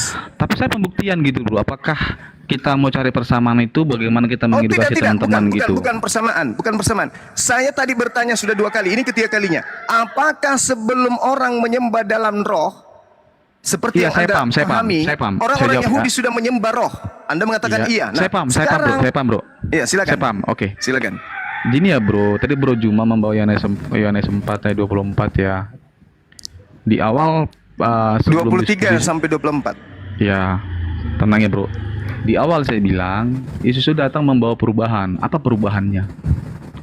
Pada sejak zaman dahulu kala, bangsa Yahudi itu menyembah Elohim, menyembah Roh. Hashem itu sendiri, Roh. yang merupakan roh itu. Bagus. Itu kiblatnya itu di bait Tuhan di Yerusalem. Kan gitu, bener ya. Nah, ketika Yesus itu meninggal atau mati di kayu salib, dalam kemanusiaannya, roh atau bait Allah itu kan hancur. Sampai sekarang tidak ada satupun bangsa Israel itu yang bisa menemukan itu. Nggak ada. Nah, jadi bagaimana mereka menyembah roh itu? Sementara mereka dengan perjanjian itu sudah diwajibkan. Berarti kan mereka nggak bisa masuk surga dong. Mereka nggak bisa menyembah Tuhan mereka. Nah, Yesus mengajarkan demikian. Kalian harus menyembahnya dalam roh dan kebenaran. Konteksnya apa roh dan kebenaran? Bukan kami menjadi roh, tidak. Lalu? Itu yang secara tekstual. Kami harus menyembah roh dalam kebenaran dalam konteks faith, iman. Lah, Yesus katakan, berbahagialah kamu yang tidak melihat namun percaya. Itulah iman. Kami menyembah dalam berarti iman. Berarti Anda yang iman. kami sebutkan. Bentar dong, bro. Saya tadi tidak potong, bro, lo. Bukan. Anda perlu panjang lebar kalau cuma muter-muter. Artinya Kok muter-muter? Anda tidak sanggup Artinya apa, menjadikan coba? diri Anda menjadi roh, tetapi hanya Bukan dalam tidak aspek sanggup, iman. bro. Hanya Menyembah aspek dalam iman. roh dan kebenaran itu bukan manusia jadi roh, tidak, bro. Harusnya kalau Anda mengartikan roh itu kan Anda paham, bro. Itu paham, bro, ya. Saya merujuk kepada pemahaman Anda yang mengatakan roh itu bukan manusia. Maka ketika Anda mengatakan roh itu bukan manusia, Kan bro oke. yang bilang roh itu manusia. Saya bertanya. Bro, Saya yang mengatakan itu memang, tapi Anda yang mengatakan bukan. Itu makanya saya tanya sama bro Nah, kan. kalau Kalau roh roh itu itu bukan adalah manusia, manusia, kalau roh itu apakah bukan yang manusia, diberikan kepada nabi itu ditimpa-timpa manusia? Kan enggak, bro bilang. Oh yaudah, enggak Kalau apa-apa. roh itu bukan manusia, sekarang bagaimana Anda bisa yang manusia ini menjadikan diri Anda roh? Ternyata hanya iman. Tidak ada manusia jadi roh, bro. Itu bukan gitu, bro. Lah, Saya udah bilang di awal, kalau premis begitu di tidak awal ya. ada, kalau begitu tidak ada, orang-orang Yahudi sebelum Yesus mengatakan ini juga menyembah dalam roh dan kebenaran. Apa kebenarannya? Mereka beribadah melalui instruksi-instruksi firman Tuhan, ketetapan, ketentuan. Itu kebenaran. Mereka tidak asal-asal ibadah minggu tanpa dasar, menyembah Yesus tanpa perintah. Itu bukan kebenaran. Sementara menyembah roh dalam kebenaran, justru orang Yahudi sudah mempraktekannya. Di mana, bro, ketika orang-orang menyembah Yesus, Yesus melarang di mana? Coba. Tidak ada Yesus Ya pernah udah, melarang. jangan disimpulkan sesuatu Tunggu yang dulu, tidak ada di kitab tunggu kita. dulu. Itu Kenapa namanya Yesus tidak distorsi. pernah kemudian melarang dirinya disembah? Karena tidak ada umatnya menyembah tidak ada dirinya. ya? Oke, Siapa kita yang menyembah buktikan Yesus? teman-teman ya. Siapa Kata yang dia menyembah tidak Yesus? ada ya. Oke, kita Siapa? tidak ada, kita buktikan. Sebentar. Iya, silakan. Sabar ya, bro. Silakan. Saya buktikan ya, bro. Silakan. Katanya nggak ada loh orang-orang. Silakan. Silakan. Bro, buka dalam Matius 28 Oke. ayat 16, Oke. ayat 17. Oke, baik. Puncaknya di 18 ayat 19. Atau mau saya Ya. bacakan? Silakan. Dan ke-11 murid itu berangkat ke Galilea, ke bukit yang telah ditunjukkan Yesus kepadanya, Oke. kepada mereka. Oke. Ketika melihat dia, mereka menyembahnya. Oke. Ketika Menyembah murid dalam itu bahasa melihat Ibrani-nya, Yesus, bahasa mereka Yunani-nya apa di situ? menyembahnya. Menyembah di situ apa bahasa Ibrani-nya, bahasa Yunani-nya? Bahasa Yunani, oke kita buka. Oh, dia mau kembali ke bahasa Yunani. Oh iya Baik. dong. Harus. Tidak boleh Iya, tipu-tipu. siap. Enggak apa-apa, kita enggak tipu-tipu, Bro. Apa? Oke. Buktikan. Sebentar, saya buka ya. Matius 28. Proskuneo, berlutut, menghormat, membungkuk di depan Yesus. Itu emang benar. Jadi emang menyembah harus gimana? Terus kalau Anda membungkuk di hadapan orang tuamu, itu Anda menyembah orang tuamu gitu. Bro? Oh, tidak dong. Terus kenapa orang kamu saudara tuduh Pertanyaannya menyembah gini, Yesus? Bro. Pertanyaan gini, Bro. Ketika kami tunduk dan sujud kepada orang tua, apakah konteksnya menyembah sebagai Lah, ini iman sama ini. sebagai ya tunggu dulu. Ini sama Saya mau ini. tanya, kita cari dulu pertanyaan. Apakah konteks saya tunduk dan sujud kepada orang tua dalam konteks iman kepercayaan atau sebagai rasa hormat kepada orang tua? Lah Silakan. ini sama. Murid-murid Yesus pun melakukan berlutut, Kok membungkuk diri, jatuh kemudian di hadapan orang lain atau Yesus. Dia menghormat kepada gurunya, bukan menyembah kepada manusia. Anda sebagai penyembah manusia mengartikan itu. Murid-muridnya tak ada satupun yang menyembah manusia Yesus. Oke, kalau Bro mengatakan ini Bro mulai melebar lagi ya, nggak apa-apa saya ikuti Ya ya, Bro. bukan melebar. Anda Nggak yang apa-apa, karena Bro mengatakan udah bahwa melebar Yesus gitu itu loh. disembah. Tadi Bro tanya di mana ayatnya yang Ini bukan menyembah Yesus, menyembah. saya Ini udah bukan bawa. menghambakan. Ini Yesus tidak sedang didudukkan sebagai sembahan. Dia dihargai. Dia kemudian para murid berlutut di depannya, membungkuk di depannya, menghargai dia seorang guru. Oke, padahal Matius 28 ayat 16-17 saya bilang itu puncaknya di 18-19. Apa Kenapa yang ada di demikian? sana? Ya, sabar, Ke-11 Bro, muridnya sabar, ke Bro. Galilea. Wah, ini Telah repot kalau ditunjukkan kita Yesus kepada kita mereka. TikTokan begini. Makanya saya bilang tadi kita pakai timer aja Iya, karena 3 Anda cuma 20 menit. asumsi. Kok asumsi? Bro bertanya, Terus? saya udah jawab pakai ayat. Tapi saya nggak bantah, asumsi saya loh, Bro. punya hak untuk membantah itu. Iya punya hak, tapi Anda potong. Makanya saya bilang tadi lebih bagus pakai waktu. Nah saya demikian tadi nih. Kesepakatan dengan host juga tadi saya bilang pakai waktu supaya Iya, tidak tapi yang Anda timpal-timpalan. sampaikan ini kan sudah Kenapa masuk demikian? TikTok Karena kan? Anda timpal-timpalan. Ini sudah masuk sampai TikTok kan? Oke TikTok, apakah TikTok itu timpal-timpalan? Ya, Anda harus diam ketika Anda ditimpa membacakan satu dalil yang tidak sesuai dengan konsepnya. Loh konsepnya bagaimana? Konsep iman Anda? Apa Konsepnya konsep iman bagaimana? kita? Konsep iman Konsepnya kita, bagaimana? konsep iman Anda? Di mana Ya, iman kemudian kita dong. Yesus menyerukan? Kemudian orang-orang menyembah dirinya. Di mana? Nggak ada. Nggak Nggak pernah ada. dia menyuruhkan. Nggak Loh, ada. tapi orang yang percaya kepadanya itu menyembah dia. Yesus mau dipercaya sebagai apa? Pengujiannya adalah apakah Yohanes ketika 11. murid Yesus Pengujiannya mengatakan, gini, bro. aku menyampaikan Gini ya, bro. segala firman kepada mereka supaya mereka percaya bahwa host saya aku izin adalah turun deh rasul, host, aku kayaknya adalah nggak utusan. kondusif host. Bang Dewa saya izin turun deh, karena Pak kita diskusinya nggak sehat nih. Nggak apa-apa Bro Juma yang menang nggak apa-apa. Saya akui saya kalah nggak apa-apa. Pasti, Ini Bro Juma pasti menang. menang, pasti. kalah Nggak apa-apa. itu. Itu pasti. Sedangkan kalau Anda mengatakan Matius Nggak 28 nomor apa-apa. 20 Bro, itu, thank you ya host. Nanti kalau memang mau diskusinya ke kodonikan udah, aja dia lebih enak. jangan baper terusin lah. Iya Bro, jangan nggak baper apa-apa. lah. jualan obat itu hanya ada di gereja. Di sini Gimana nggak Bro bisa, Hendy? Bang. Saya nggak baper loh. Nomor 20 Kesepakatan yang nomor dibuat 20-nya coba oleh Anda baca. Nomor Bro 20-nya Singa coba Allah Anda kepada baca. saya Bro. Nanti saya boleh tunjukin itu poinnya, Nomor Bro. 20-nya Cuekin, saudara bro. Kristen, Gitu. saudara Gimana, Bro Kristen, Hendy? coba Anda baca nomor 20 Terusin ada lah, terusin. Enggak, maksudnya kita nggak enak dulu. Saya enggak kalau mau menang Anda kalah baca timpal-timpalan nomor nggak apa-apa. 20-nya dari 28. Meskipun saya tahu Matius 28 ini hanya sampai data nomor 15, tapi nggak apa-apa, saya ikuti. Gimana nggak apa-apa? Maunya Anda. Kalau memang demikian Nomor nggak apa-apa. Saya yang 20-nya coba kalah, Anda baca. kalian yang menang nggak apa-apa. Itu enggak jadi Oh, poin saya. pasti Islam pasti selalu menang. Oke, Kalian oke, sudah Bro. ditakdir Thank you ya Bro untuk Juma. kalah. Coba. Kalau saya ada salah-salah kata, salah penyampaian dari baca awal, dulu, saya mohon jangan maaf. nangis duluan, jangan nangis duluan. Baca dulu Matius 28 nomor 20. Baca dulu. Ini kan endingnya kan? Saudara Gimana, Kristen. Bro? Nomor 20 Gimana, yang Bro? coba Anda baca. Nomor 28. Nomor 20? Matius 28 nomor 20 coba. Kenapa lompat ke ayat 20, 18, 19 nggak dibaca Ini gitu? endingnya di situ. Iya, tanpa ending harus ada perantara dong, harus di Oh, awal yaudah, gimana? silakan Anda baca sebelumnya. Silakan. Dia harus gitu dulu. Kalau memang mau diskusi, dengarkan orang bro. Jangan bro melulu yang mau ngomong. Iya, Kalau mau tapi pakai yang waktu. dikatakan diskusi kebenaran itu yang disampaikan harus Ya udah kebenaran. gini dong. bro Samudra, boleh pakai timer nggak bro? Biar enak, Nggak usah, 1 menit, 2 menit gitu. Waktu saya juga Udah, tinggal baca aja sedikit. dulu, udah. Silakan. Iya enggak pak, makanya jangan timpal-timpalan bro. Tapi kalau bro mau timpal-timpal menang apa-apa, saya yang kalah, saya ngaku. Oh, jelas Kristen akan tetap kalah dalam dialog Iya enggak agama. apa-apa. Karena Pasti kita yang apapun mengalah. itu. Pasti Gitu kalah loh. karena memang Nggak, dari tapi salah nggak dari merasa dasarnya kalah memang kalau sudah kita kalah, ngaku udah kalah gitu. salah. Udah balik topik lagi tuh. Silakan baca aja. baca nomor 18, 17, 19, endingnya di 20. Silakan. Oke, tadi teman-teman ya ada 1,4 ke orang yang menonton ya. Dia bertanya kepada saya teman-teman, di mana orang-orang menyembah Yesus? Saya bawa nih ayatnya. Matius 28 ayat 16 dan 17. Nah, dia coba untuk mengembangkan teman-teman berdasarkan iman dia. Enggak apa-apa. Tapi yang kita bahas itu iman Kristen. Dari awal saya enggak bahas iman teman-teman. Di luar Kristen. Saya tidak Baca bahas. aja lah, nggak usah merajuk, Oke? baca aja. Jadi loh gimana sih diskusinya enggak sehat gimana? Itu namanya Anda memancing saya. Anda bicara sesuai dengan apa yang Anda ingin sampaikan. Silakan, jangan merajuk. Loh saya enggak merajuk Ya loh. udah, Dia bro. Anda curhat itu langsung Tapi namanya. saya gini bro, saya enggak merajuk. Menyek-menyek itu namanya. Diskusi yang sehat itu adalah diskusi yang enggak timpal-timpalan. Ya udah langsung baca ke topiknya langsung. Oke ya bro, oke. Silakan. Nah, tadi Bro Juma bertanya kepada saya di Itu mana sudah ayatnya 4 kali sudah orang-orang. kamu ulangi itu.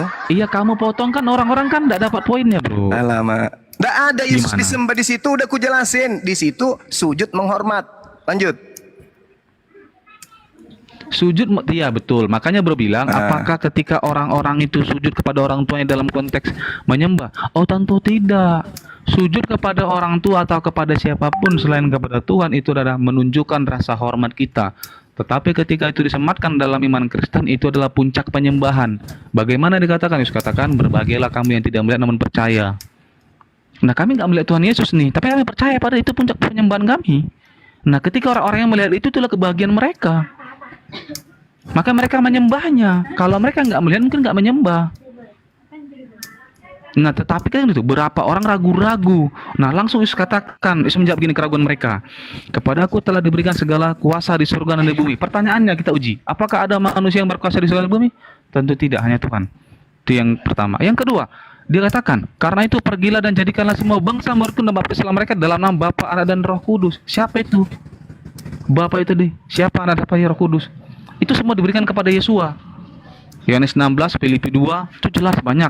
Dan ajarlah mereka melakukan segala sesuatu yang kuperintahkan kepadamu. Apa perintahnya? Percaya kepada Yesua. Setidaknya percayalah kepada pekerjaan-pekerjaan yang telah kulakukan. Dan ketahuilah, aku menyertai kamu senantiasa sampai akhir zaman. Yang benar, dia menjanjikan Roh Kudus, Roh penghibur kepada para murid, bahkan kepada manusia yang percaya kepadanya. Meskipun kami akan mengalami bahwa orang yang percaya itu akan dienai dan dibunuh. Kira-kira gitu bro. Oke, Anda sudah puas? Puas. Kalau belum puas bicara lagi, tak kasih lagi waktu. Oke, kita anggap puas ya. Nah sekarang begini. Kepadaku telah diberikan kuasa di surga dan di Bro, bumi. cuma interupsi dulu bro. Tadi kita di sini perjanjiannya kayaknya cuma saya sama inilah. Kayaknya Bro Indi nggak ada boleh di sini lah. Itu kira-kira gimana bro? Ini nggak ngomong loh. Beliau nggak ngomong bang, beliau nggak ikut ngomong. Tadi dia ikut udah. campur loh bro. Kita tinggal sedikit lagi waktu kita nih. Oke lah, saya izin Ya. pamit lah bro. Thank you, saya kalah nggak apa-apa. Thank you Ya, memang teman-teman ya. selamanya Shalom, Kristen Tuhan sudah memberkati. ditakdirkan Mohon maaf kalah. jika ada salah-salah kata. Nggak apa-apa. Lanjutkan Terima firman kasih, Tuhan. saudara. Bro, Christian, jangan oke. wafuran lah. Jangan Enggak wafuran. apa-apa, Kita enggak apa-apa. dewasa Memang loh. sudah nasibnya kayak gitu memang. Mereka memang harus dipermalukan. Tuhan sudah menjanjikan itu. Kepadaku telah diberikan segala kuasa di surga dan di bumi. Hoax. Hoax. Karena itu, pergilah. Jadikanlah semua bangsa muridku. Dan baptislah mereka dalam nama Bapa, Anak dan Roh Kudus. Bapa satu-satunya Tuhan, Anak adalah Rasul utusan Tuhan, Roh Kudus adalah Malaikat Gabriel. Endingnya di nomor 20. Dengarkan nih, saudara-saudara Kristen yang lain, dengarkan. Jangan ikuti yang tadi, nangis duluan. Ajarlah mereka melakukan segala sesuatu yang telah kuperintahkan kepadamu. Ajarlah mereka melakukan segala sesuatu yang kuperintahkan kepadamu. Mana perintah Yesus untuk ke gereja? Mana perintah Yesus ibadah hari Minggu? Mana perintah Yesus jangan bersunat? Mana perintah Yesus makanlah babi? Mana perintah Yesus jadikanlah perjanjian baru sebagai kitab suci? Mana perintah Yesus sembahlah 3 pribadi Tuhan? Mana? Mana? Tak ada. Jadi Anda kemudian memberikan narasi tinggi sampai ke langit. Pas di ujung hancur, jatuh sejatuh-jatuhnya. Kenapa? Karena di dalam nomor 20 itu tidak ada satupun perintah Yesus untuk menjadi Kristen. Tidak ada satupun perintah Yesus untuk menuhankan dirinya, menyatarakan dirinya, menjadikan dirinya sebagai Tuhan di samping Tuhannya sendiri. Tak ada perintah Yesus untuk ibadah hari Minggu. Tak ada perintah Yesus untuk percaya kepada Paulus. Tak ada perintah Yesus untuk mempersembahkan dirinya di atas tiang salib. Inilah yang dimaksud dengan Yesus, waspadalah kepada pembinasa keji yang melanggar semua firman Tuhan. Memang mereka lihai berbicara. Tapi tadi coba, bagaimana saudara Kristen yang seorang pendeta ini, yang malu-malu mengakui dirinya adalah Kristen, padahal kita sudah berapa kali dialog, tapi ujungnya sama aja. Dia memelintir dalilnya sendiri dalam Yohanes 4, 23, 24. Kenapa? Karena dia malu. Karena terlanjur dia mengatakan bahwa manusia bukan makhluk roh. Malu dia itu. Nah, sedangkan di dalam kitabnya sendiri, tetapi saatnya akan datang dan sudah tiba saatnya bahwa penyembah-penyembah benar akan menyembah Bapa dalam roh dan kebenaran. Nah, dia mencoba untuk mengatakan bahwasanya menyembah dalam roh dan kebenaran itu maksudnya Tuhan yang kita sembah adalah roh dan Tuhan yang kita sembah adalah kebenaran. Ini penipuan. Makanya saya tanya, 3 kali saya tanya, apakah Tuhan yang disembah orang-orang Yahudi sebelum muncul Yohanes 4 ini menyembahnya dalam roh dan kebenaran? Iya. Kuulang lagi, iya. Mereka menyembah dalam roh dan kebenaran, iya.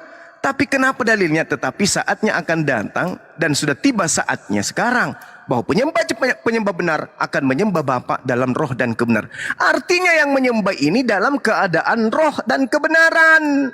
Bukan yang disembah itu roh dan kebenaran, tapi yang menyembah ini menyembah Tuhan dalam keadaan roh dan dalam keadaan benar. Sebab Bapa menghendaki penyembah-penyembah demikian. Tuhan itu roh. Maka barang siapa menyembah Tuhan harus menyembahnya dalam roh dan kebenaran. Jadi orang itu harus menjadi roh. Orang itu harus menjadi kebenaran. Itu kalau mengikuti pendeta Kristen. Bahwa yang datang adalah roh bukan manusia. Kan tadi itu yang disangka. Yang datang setelah Yesus adalah roh kebenaran yang adalah manusia. Dia tidak mau. Yang datang adalah tetap roh. Kalau begitu menyembah di dalam roh, Anda harus menjadi roh. Jangan menjadi manusia kalau begitu. Padahal yang dimaksud menyembah dalam roh dan kebenaran adalah menyangga orang-orang Israel, orang-orang Yahudi yang menduduki kursi Musa. Kenapa? Karena mereka menyembah Tuhan hanya jasadnya saja, tidak ikhlas, hanya ria, hanya pamer, hanya ingin dikata. Baca Matius 23, nomor 2, nomor 3, nomor 4. Orang-orang Yahudi, orang-orang Farisi telah menduduki kursi Musa, tetapi jangan kau mendengarkan, jangan kau mengikuti mereka, disebabkan mereka hanya mengatakan tentang firman Tuhan, tetapi mereka tidak mempraktekkan. Mereka menyembah hanya jasad, tidak roh. Mereka menyembah hanya ikut-ikutan nafsu syahwat mereka, bukan karena kebenaran. Maka tiba saatnya orang-orang yang benar itu akan menyembah Bapa dalam roh dan kebenaran. Maksudnya setelah Yesus mengajarkan murid-muridnya khusyuk di dalam beribadah, mengikutkan rohnya, mengikutkan jasadnya, dan ibadahnya itu harus satu komando dengan firman Tuhan. Tidak boleh berbeda. Itu baru disebut menyembah dalam roh dan kebenaran. Kristen mana benarnya? Menyembah Yesus. Mana? Tunjukkan. Aspek kebenarannya mana? Aspek kebenarannya menyembah pada hari Minggu. Mana? Aspek kebenarannya makan babi. Mana? Aspek kebenarannya kemudian tidak sunat. Mana? Mana? Inilah yang dimaksud bahwa mereka akan menghancurkan dan membantah firman Tuhan. Ia akan mengucapkan perkataan-perkataan yang menentang yang maha tinggi, akan menganiaya orang-orang suci milik yang maha tinggi. Ia berusaha mengubah waktu dan hukum, dan mereka akan diserahkan dalam tangannya selama-lamanya. Ini yang diterangkan dalam kitab saudara. Jadi ini nasihat buat saudara-saudara muslim. Ini adalah tentang sore, siang. Dulu Bang, orang masih ngomong. Sorry, Bentar. ini ya Selamat buat teman-teman. sore. Iya, teman-teman saya Muslim setelah mendengarkan diskusi ini dengan seorang pendeta yang mencoba untuk menarasikan tentang konsep ketuhanan, lihat saudara-saudara, dari awal beliau sudah mengiyakan kemudian bahwa konsep Islam itu sudah tidak ada lagi yang perlu dijelaskan karena sudah final. Karena Tuhannya Islam itu cuma satu. Yang bermasalah ini adalah Tuhan mereka yang tiga, yang mereka usahakan menjadi satu. Ternyata apa? Di tengah perjalanan, Yesus dijadikan sebagai Tuhan hanya karena asumsi dan doktrin semata. Tidak ada aspek dari Sang Bapa yang mengatakan Yesus itu Tuhan. Hanya kegagalan berpikir, Mana Tuhanmu, mana Allahmu, kegagalan orang-orang berpikir dari orang-orang Roma Yunani yang menginginkan kemudian ajaran Trimurti. Sabar Bang. Nanti kita diskusi. Ya, keinginan kemudian ajaran Trimurti masuk dikawinkan dengan ajaran tauhid sehingga mereka belepotan, apapun jabatan mereka, belepotan menjelaskan tentang Tritunggal. Kenapa? Karena mereka memaksakan yang bukan manusia menjadi Tuhan. Poin kedua, tadi saya meminta dengan dasar Keluaran 32:33. Barang siapa yang berdosa kepada Elohim, namanya akan dihapuskan di dalam kitab kehidupan.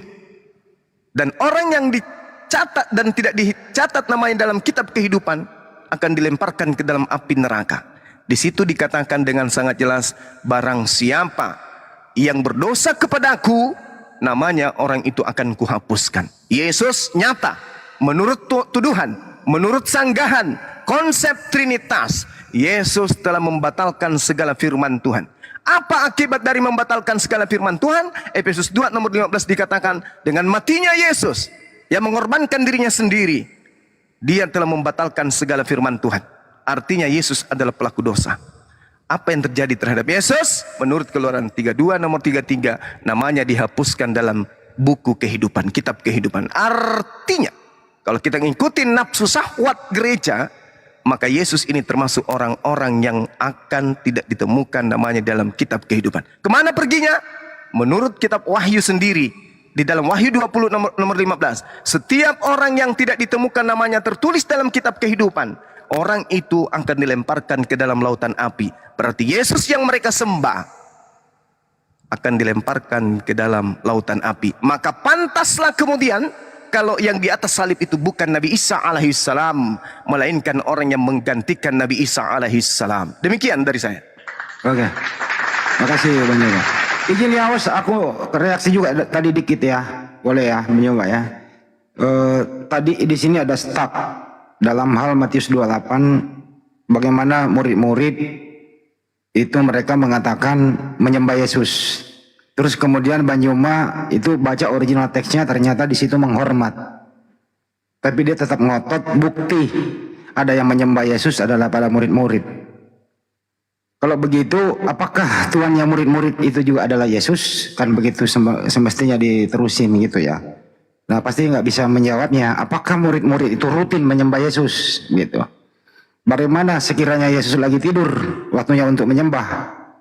Nah, itu jawabannya untuk menyembah Yesus. Tapi it's okay. Terus kedua, Yesus berkuasa di bumi dan di surga. Kalau kita cek mulai dari bayi sampai dewasa, Yesus itu tidak pernah berkuasa tuh. Malah negaranya dikuasai oleh penjajah kan waktu itu.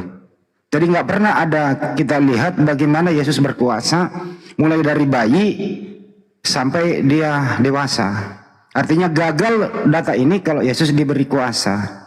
Dalam hal berkuasa seperti apa. Tapi kalau dalam hal sebagai utusan Tuhan, dia memang diberi kuasa untuk menyampaikan kebenaran. Di surga juga apalagi dia nggak berkuasa di surga. Ada dua sosok di sana, ada Bapa dan Yesus. Terakhir tadi mengenai menyembah dalam roh dan kebenaran begitu. Ya itulah yang dimaksud menyembah roh dan kebenaran itu Bagaimana sih mau benar menyembah itu? Ya fokuskan dulu objek yang disembah itu siapa. Kalau salah sembah berarti tidak benar cara menyembahnya. Kan itu yang dimaksud Bang Juma. Siapa objek yang disembah dulu dan bagaimana cara benarnya menyembah objek sembahan itu. Kalau kita lihat teman-teman Kristen itu yang disembah salah, cara menyembahnya salah. Bagaimana mau benar? Nah, itulah yang dimaksud roh kebenaran itu artinya fokus. Fokus, khusyuk, tujuan menyembah siapa, cara menyembahnya seperti apa. Kira-kira gitu yang saya dengar. Dan tadi saya masuk, saya nggak ngomong kok, saya dibilang ya itulah mereka alasannya seperti apa supaya dia kabur. Is oke lah, yang penting Bang Juma sudah memberikan yang terbaik pada siang kali ini. Terima kasih. Assalamualaikum warahmatullahi wabarakatuh. Mohon maaf kepada Iwan Pilah ya. Dewa bukan meninggalkan lapangan, tetapi ada sesuatu yang penting, yaitu sholat. Dewa tadi sempat mendengar ada sedikit intrik tadi ya, tapi alhamdulillah sudah kondusif kembali. Dan Dewa ucapkan terima kasih banyak kepada Bang Juma yang sudah memberikan pengajaran dan ilmu yang begitu luar biasa kepada kami. Dan diskusinya tadi, konklusinya ada nggak Bang Juma? Ada tidak tadi dari beliau? Nggak ada. Nggak ada kesimpulan dari beliau. Ya sudah kalau begitu. Ya silakan dilanjut untuk Bang Handi atau enggak dari Kristen, silakan ada yang mau ingin disampaikan, ditanggapi silakan.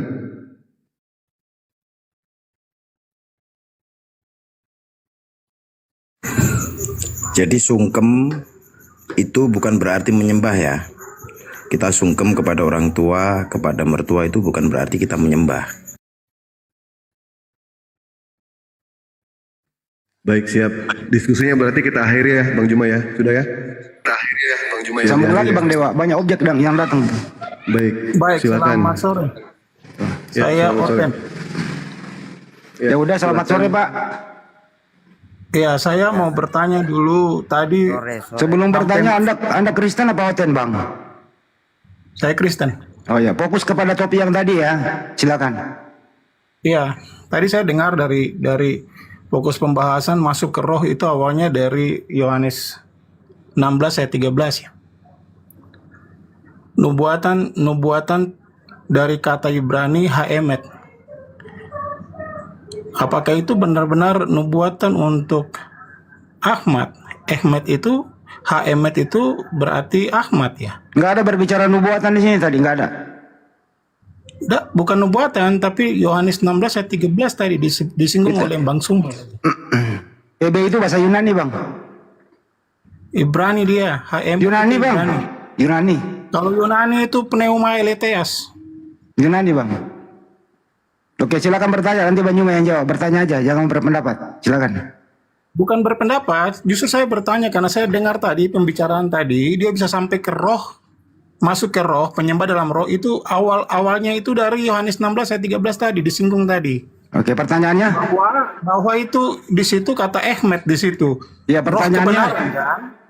Roh kebenaran, apakah roh kebenaran itu benar-benar untuk Muhammad? Gitu. Cukup?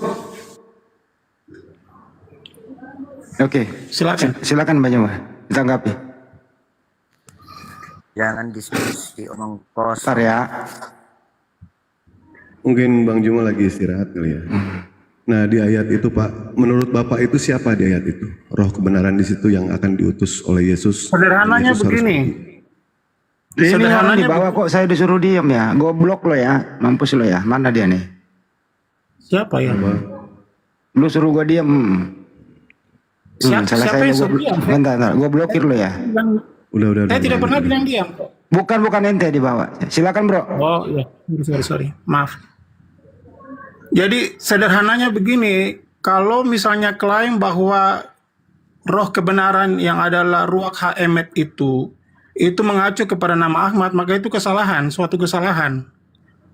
Karena pertama, kalau Yunaninya itu sudah jelas, itu pneuma aletheas. Pneuma itu roh, aletheas itu kebenaran. Lalu kalau tulisan Ibrani teks originalnya lagi juga, itu HaEmet, Ruach HaEmet. Pertanyaannya bukan itu Pak. Pertanyaan dari kami itu menurut Bapak siapa? Menurut Bapak itu siapa itu? Itu roh kudus, itu roh kebenaran, itu roh dan bukan menuju kepada sosok Ahmad gitu. Baik, di situ seorang penolong yang lain. Roh Kudus itu orang atau bukan, Pak? Sebentar, kita fokus ke ruak Ahmad dulu. Enggak, dulu baca dari atas dong, jangan ambil endingnya ditanya. Di situ kan akan datang seorang penolong yang lain, yaitu roh kebenaran. Pertanyaannya Bang Dewa, apakah orang itu adalah roh? Kan di situ ada kata seorang, silakan. Tapi apabila ia datang, yaitu roh kebenaran. Ada, jangan tinggalin, ada kata seorang di atas dulu. Anda lompat, baca semua. Ayat berapa? Astagfirullah. Bicara nggak tahu data. Gimana cerita? Ya, saya sengaja memang bertanya. Kalau memang bilang seorangnya di mana? Gitu. Terusin Bang Andi, terusin. Terusin aja. Yohanes 14, 16, 17, Pak. Aku akan minta kepada Bapa dan ia akan memberikan kepadamu seorang penolong yang lain supaya ia menyertai kamu selama-lamanya, yaitu roh kebenaran. Pertanyaannya ini Bang, siapa orang ini? Teruskan dulu, ini ada seorang. Ini siapa ini Bang? Silakan. Saya bukan. Baru mau buka. Saya original teks, Pak. Saya buka original teks, bukan terjemahan. Sorry. Oh iya, baik. Berarti salah. Terjemahannya salah ya. Saya cek dulu di bagian original teks, lalu kemudian saya buka di situ karena saya dari awal saya fokus ke Yohanes 16 ayat 13. Silakan, Bang.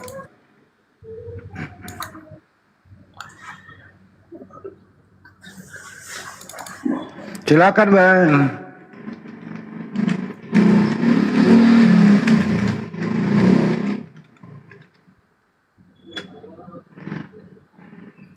Yohanes 14.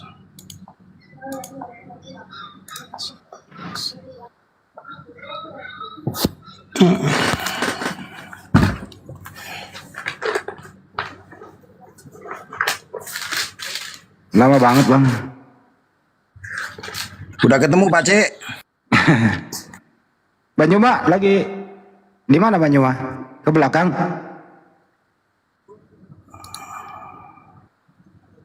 Sholat mungkin. Ada Di kerjaan. sana belum. Belum masuk. Setengah 3 Makassar. Ya. Silakan, siapa menurut Bapak di situ yang dikatakan seorang penolong yang lain? Siapa?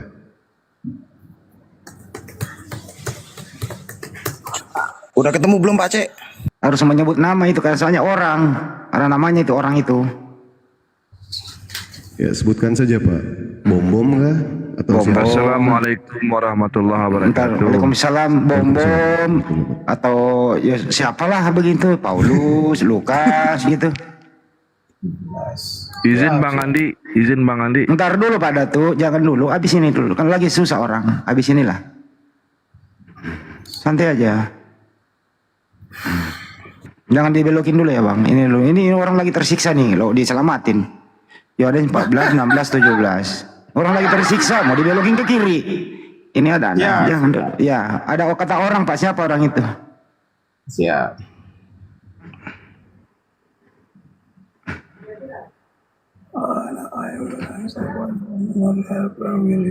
Bom kah, Paulus kah, Lukas kah, Matius kah? Seorang loh Pak, bukan orang-orang. Seorang berarti satu orang. Oke, dikatakan di situ dosei humin hina. Hina ini bukan mengacu kepada seorang, Pak. Terjemahannya itu hanya menjelaskan saja atau menambah saja, tetapi aslinya bukan hina, tidak pernah ada itu di situ. Kalau di Inggris kan berarti Apa? Bahasa aslinya apa Pak? Hina bukan Itu bahasa apa itu? Yunani apa bahasa apa itu Pak? Yunani. Kok Ibrani emang PB Ibrani Pak? Yunani Pak, itu Yunani Pak. Emang PB Ibrani Pak? Memang dasar buta terjemahan asli. Jadi itu Yunani yang saya bacakan, bukan Tapi Ibrani. memang Ibrani.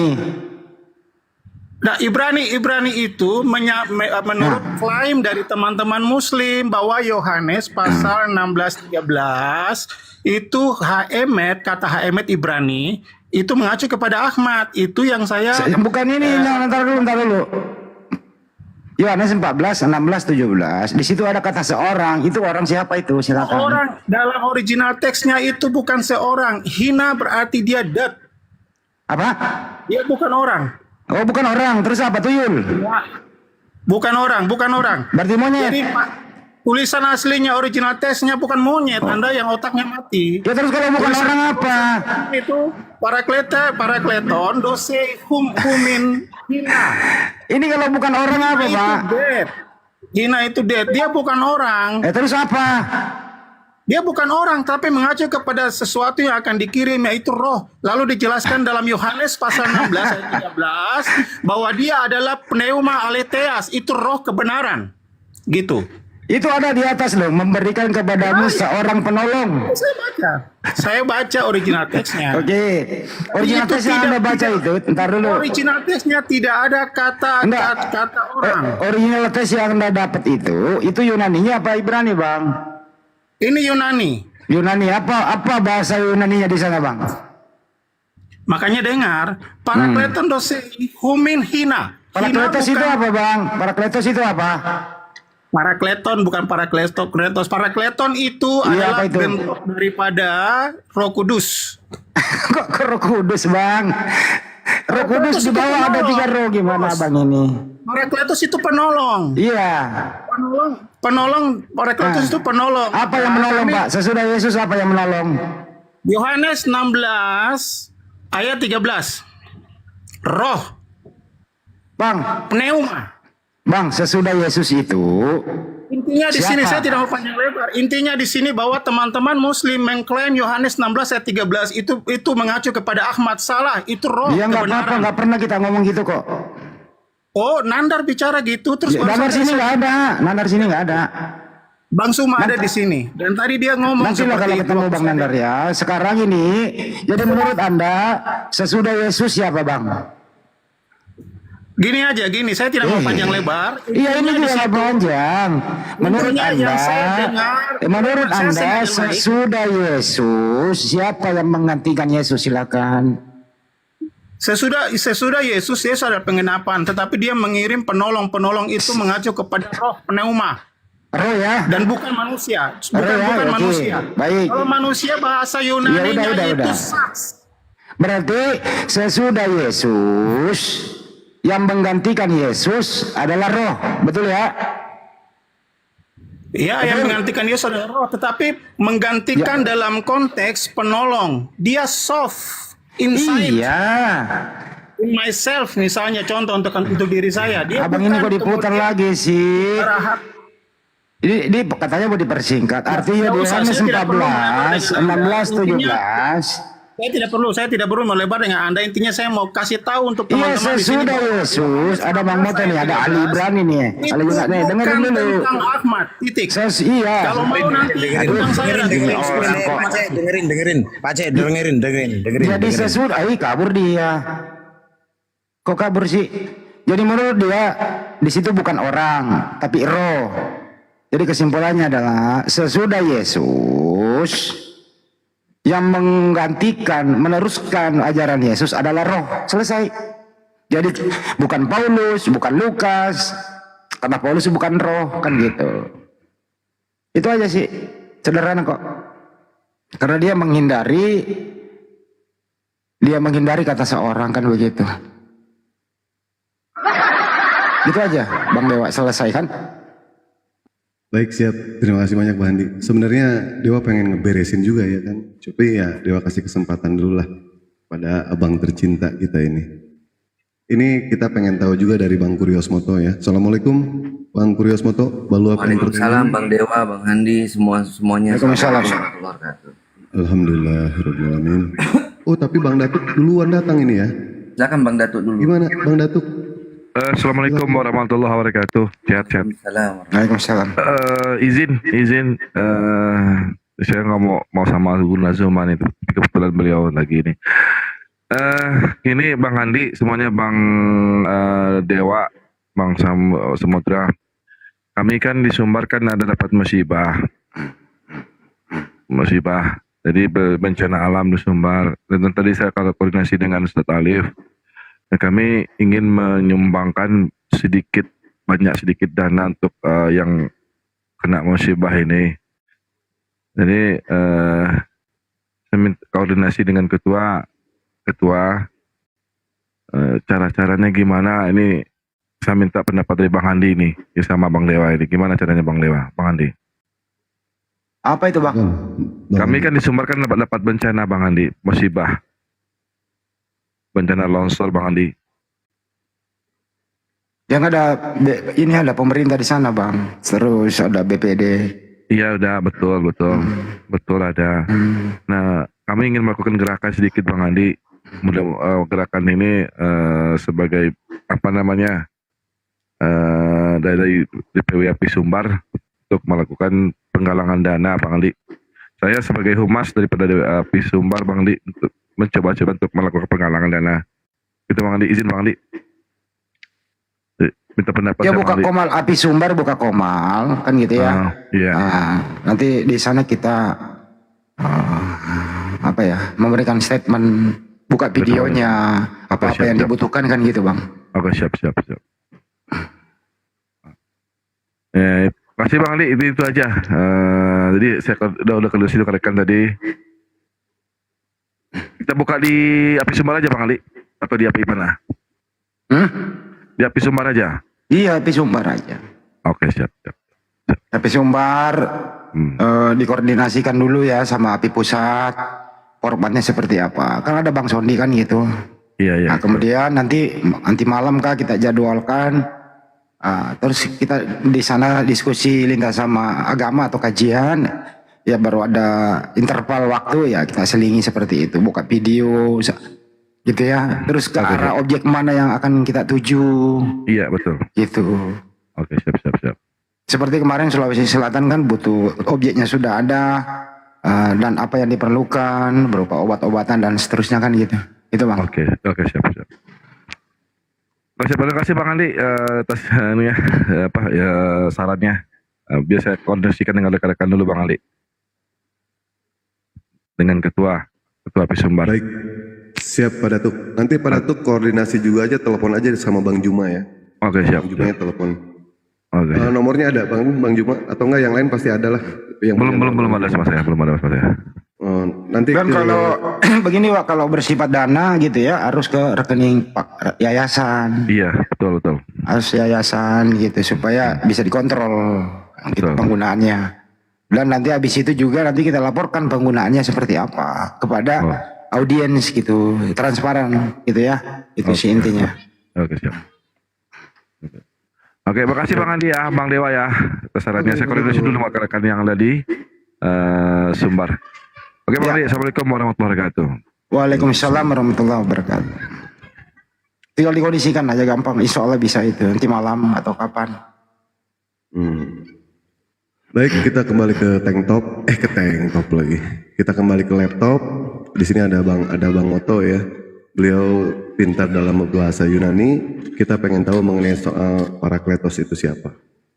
Bang Moto bisa ditanggapi mengenai soal ayat itu, seorang penolong yang lain dalam bahasa teks original Yunani. Silakan. Bang Dewa, iya itu di itu ya Yohanes ya. Sebenarnya Parakletos itu bentuknya itu maskulin, laki-laki. Siapa laki-laki itu? Nah, itu yang nanti kita akan sama-sama bedah itu. Dan yang dibilang di situ kan ada Parakletos, ada pneuma. Ya Parakletos ya berdiri sendiri, ya pneuma berdiri sendiri. Artinya seorang laki-laki itu akan diberikan roh kebenaran. Apa yang dia lakukan, dia akan memuliakan aku. Siapa lagi yang mengajarkan kita untuk memuliakan Yesus? Satu-satunya agama yang di dunia ini yang di luar Kristen ya, yang mengakui Yesus ya cuma Islam. Apakah kita menistakan? Tidak, kita memuliakan. Kita nggak membilang dia itu mati terkutuk di tiang salib. Kita membelanya, dan ini kita dapat pengajaran dari siapa? Dari seorang laki-laki yang diberikan roh kebenaran, yaitu Rasulullah SAW. Itu kurang lebih dari saya, Bang Dewa dan Bang Handi. Tadi kan saya udah ngomong, dia melompati itu. Saya bilang siapa kata seorang itu. kan bukan feminim, kan maskulin kan itu parakletos tadi itu siapa? Itu kan orang. Tapi dia cenderung bukan orang tapi roh. Dia melewati itu. Sebenarnya sederhana tadi. Tapi dia nggak mau membahas itu, dia ingin membahas apakah yang dimaksud itu adalah Nabi Muhammad gitu. Dia mau ke situ. Itu loh Bang Moto.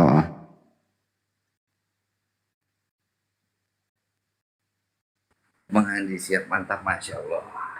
Baik, terima kasih banyak Bang Moto atas atas materinya, atas ilmunya, menambah ilmu kepada kami.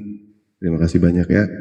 Dan kita berpikir secara logika aja ya, menggunakan nalar. Ketika Yesus mengatakan, dia meminta kepada Bapa untuk meminta penolong yang lain. Andaikan yang diutus sama Tuhan itu adalah Tuhan, apa mungkin yang namanya Tuhan mengutus Tuhan? Itu hal yang tidak mungkin. Karena yang namanya Tuhan itu tidak kelihatan. Dan apa mungkin yang namanya Tuhan juga mengutus malaikat? Itu pun tidak mungkin. Apa mungkin Tuhan itu mengutus yang namanya roh? Itu pun tidak mungkin. Soalnya roh pun tidak kelihatan. Maka dari itulah Allah Subhanahu wa taala mengutus penolong yang lain, yaitu manusia dalam wujud manusia, supaya apa? Supaya bisa dilihat, supaya bisa dijadikan sebagai suri teladan. Tetapi mereka menyangkal itu semua. Ya mau gimana lagi, kita mengajarkan sudah, dia belajar sendiri tidak mau, diluruskan pengennya bengkok terus. Ya sudah, selesai. Ya ini kita kedatangan tamu lagi, Pak Ibnu Adi. Silakan Pak Ibnu Adi, dari Kristen atau dari Islam? Halo, Assalamualaikum Bang Dewa, Bang Zuma, di Bang Kurios Moto host. Ya, izin silaturahim sebentar Bang Dewa. Maksudnya boleh. Saya izin mengikuti sebentar ya. Boleh. Iya, baik. Terima kasih Bang Dewa. Apa yang mau disampaikan toh ke Bang Juma? Mungkin ke Bang Juma ya, Pak Ibnu Adi ya.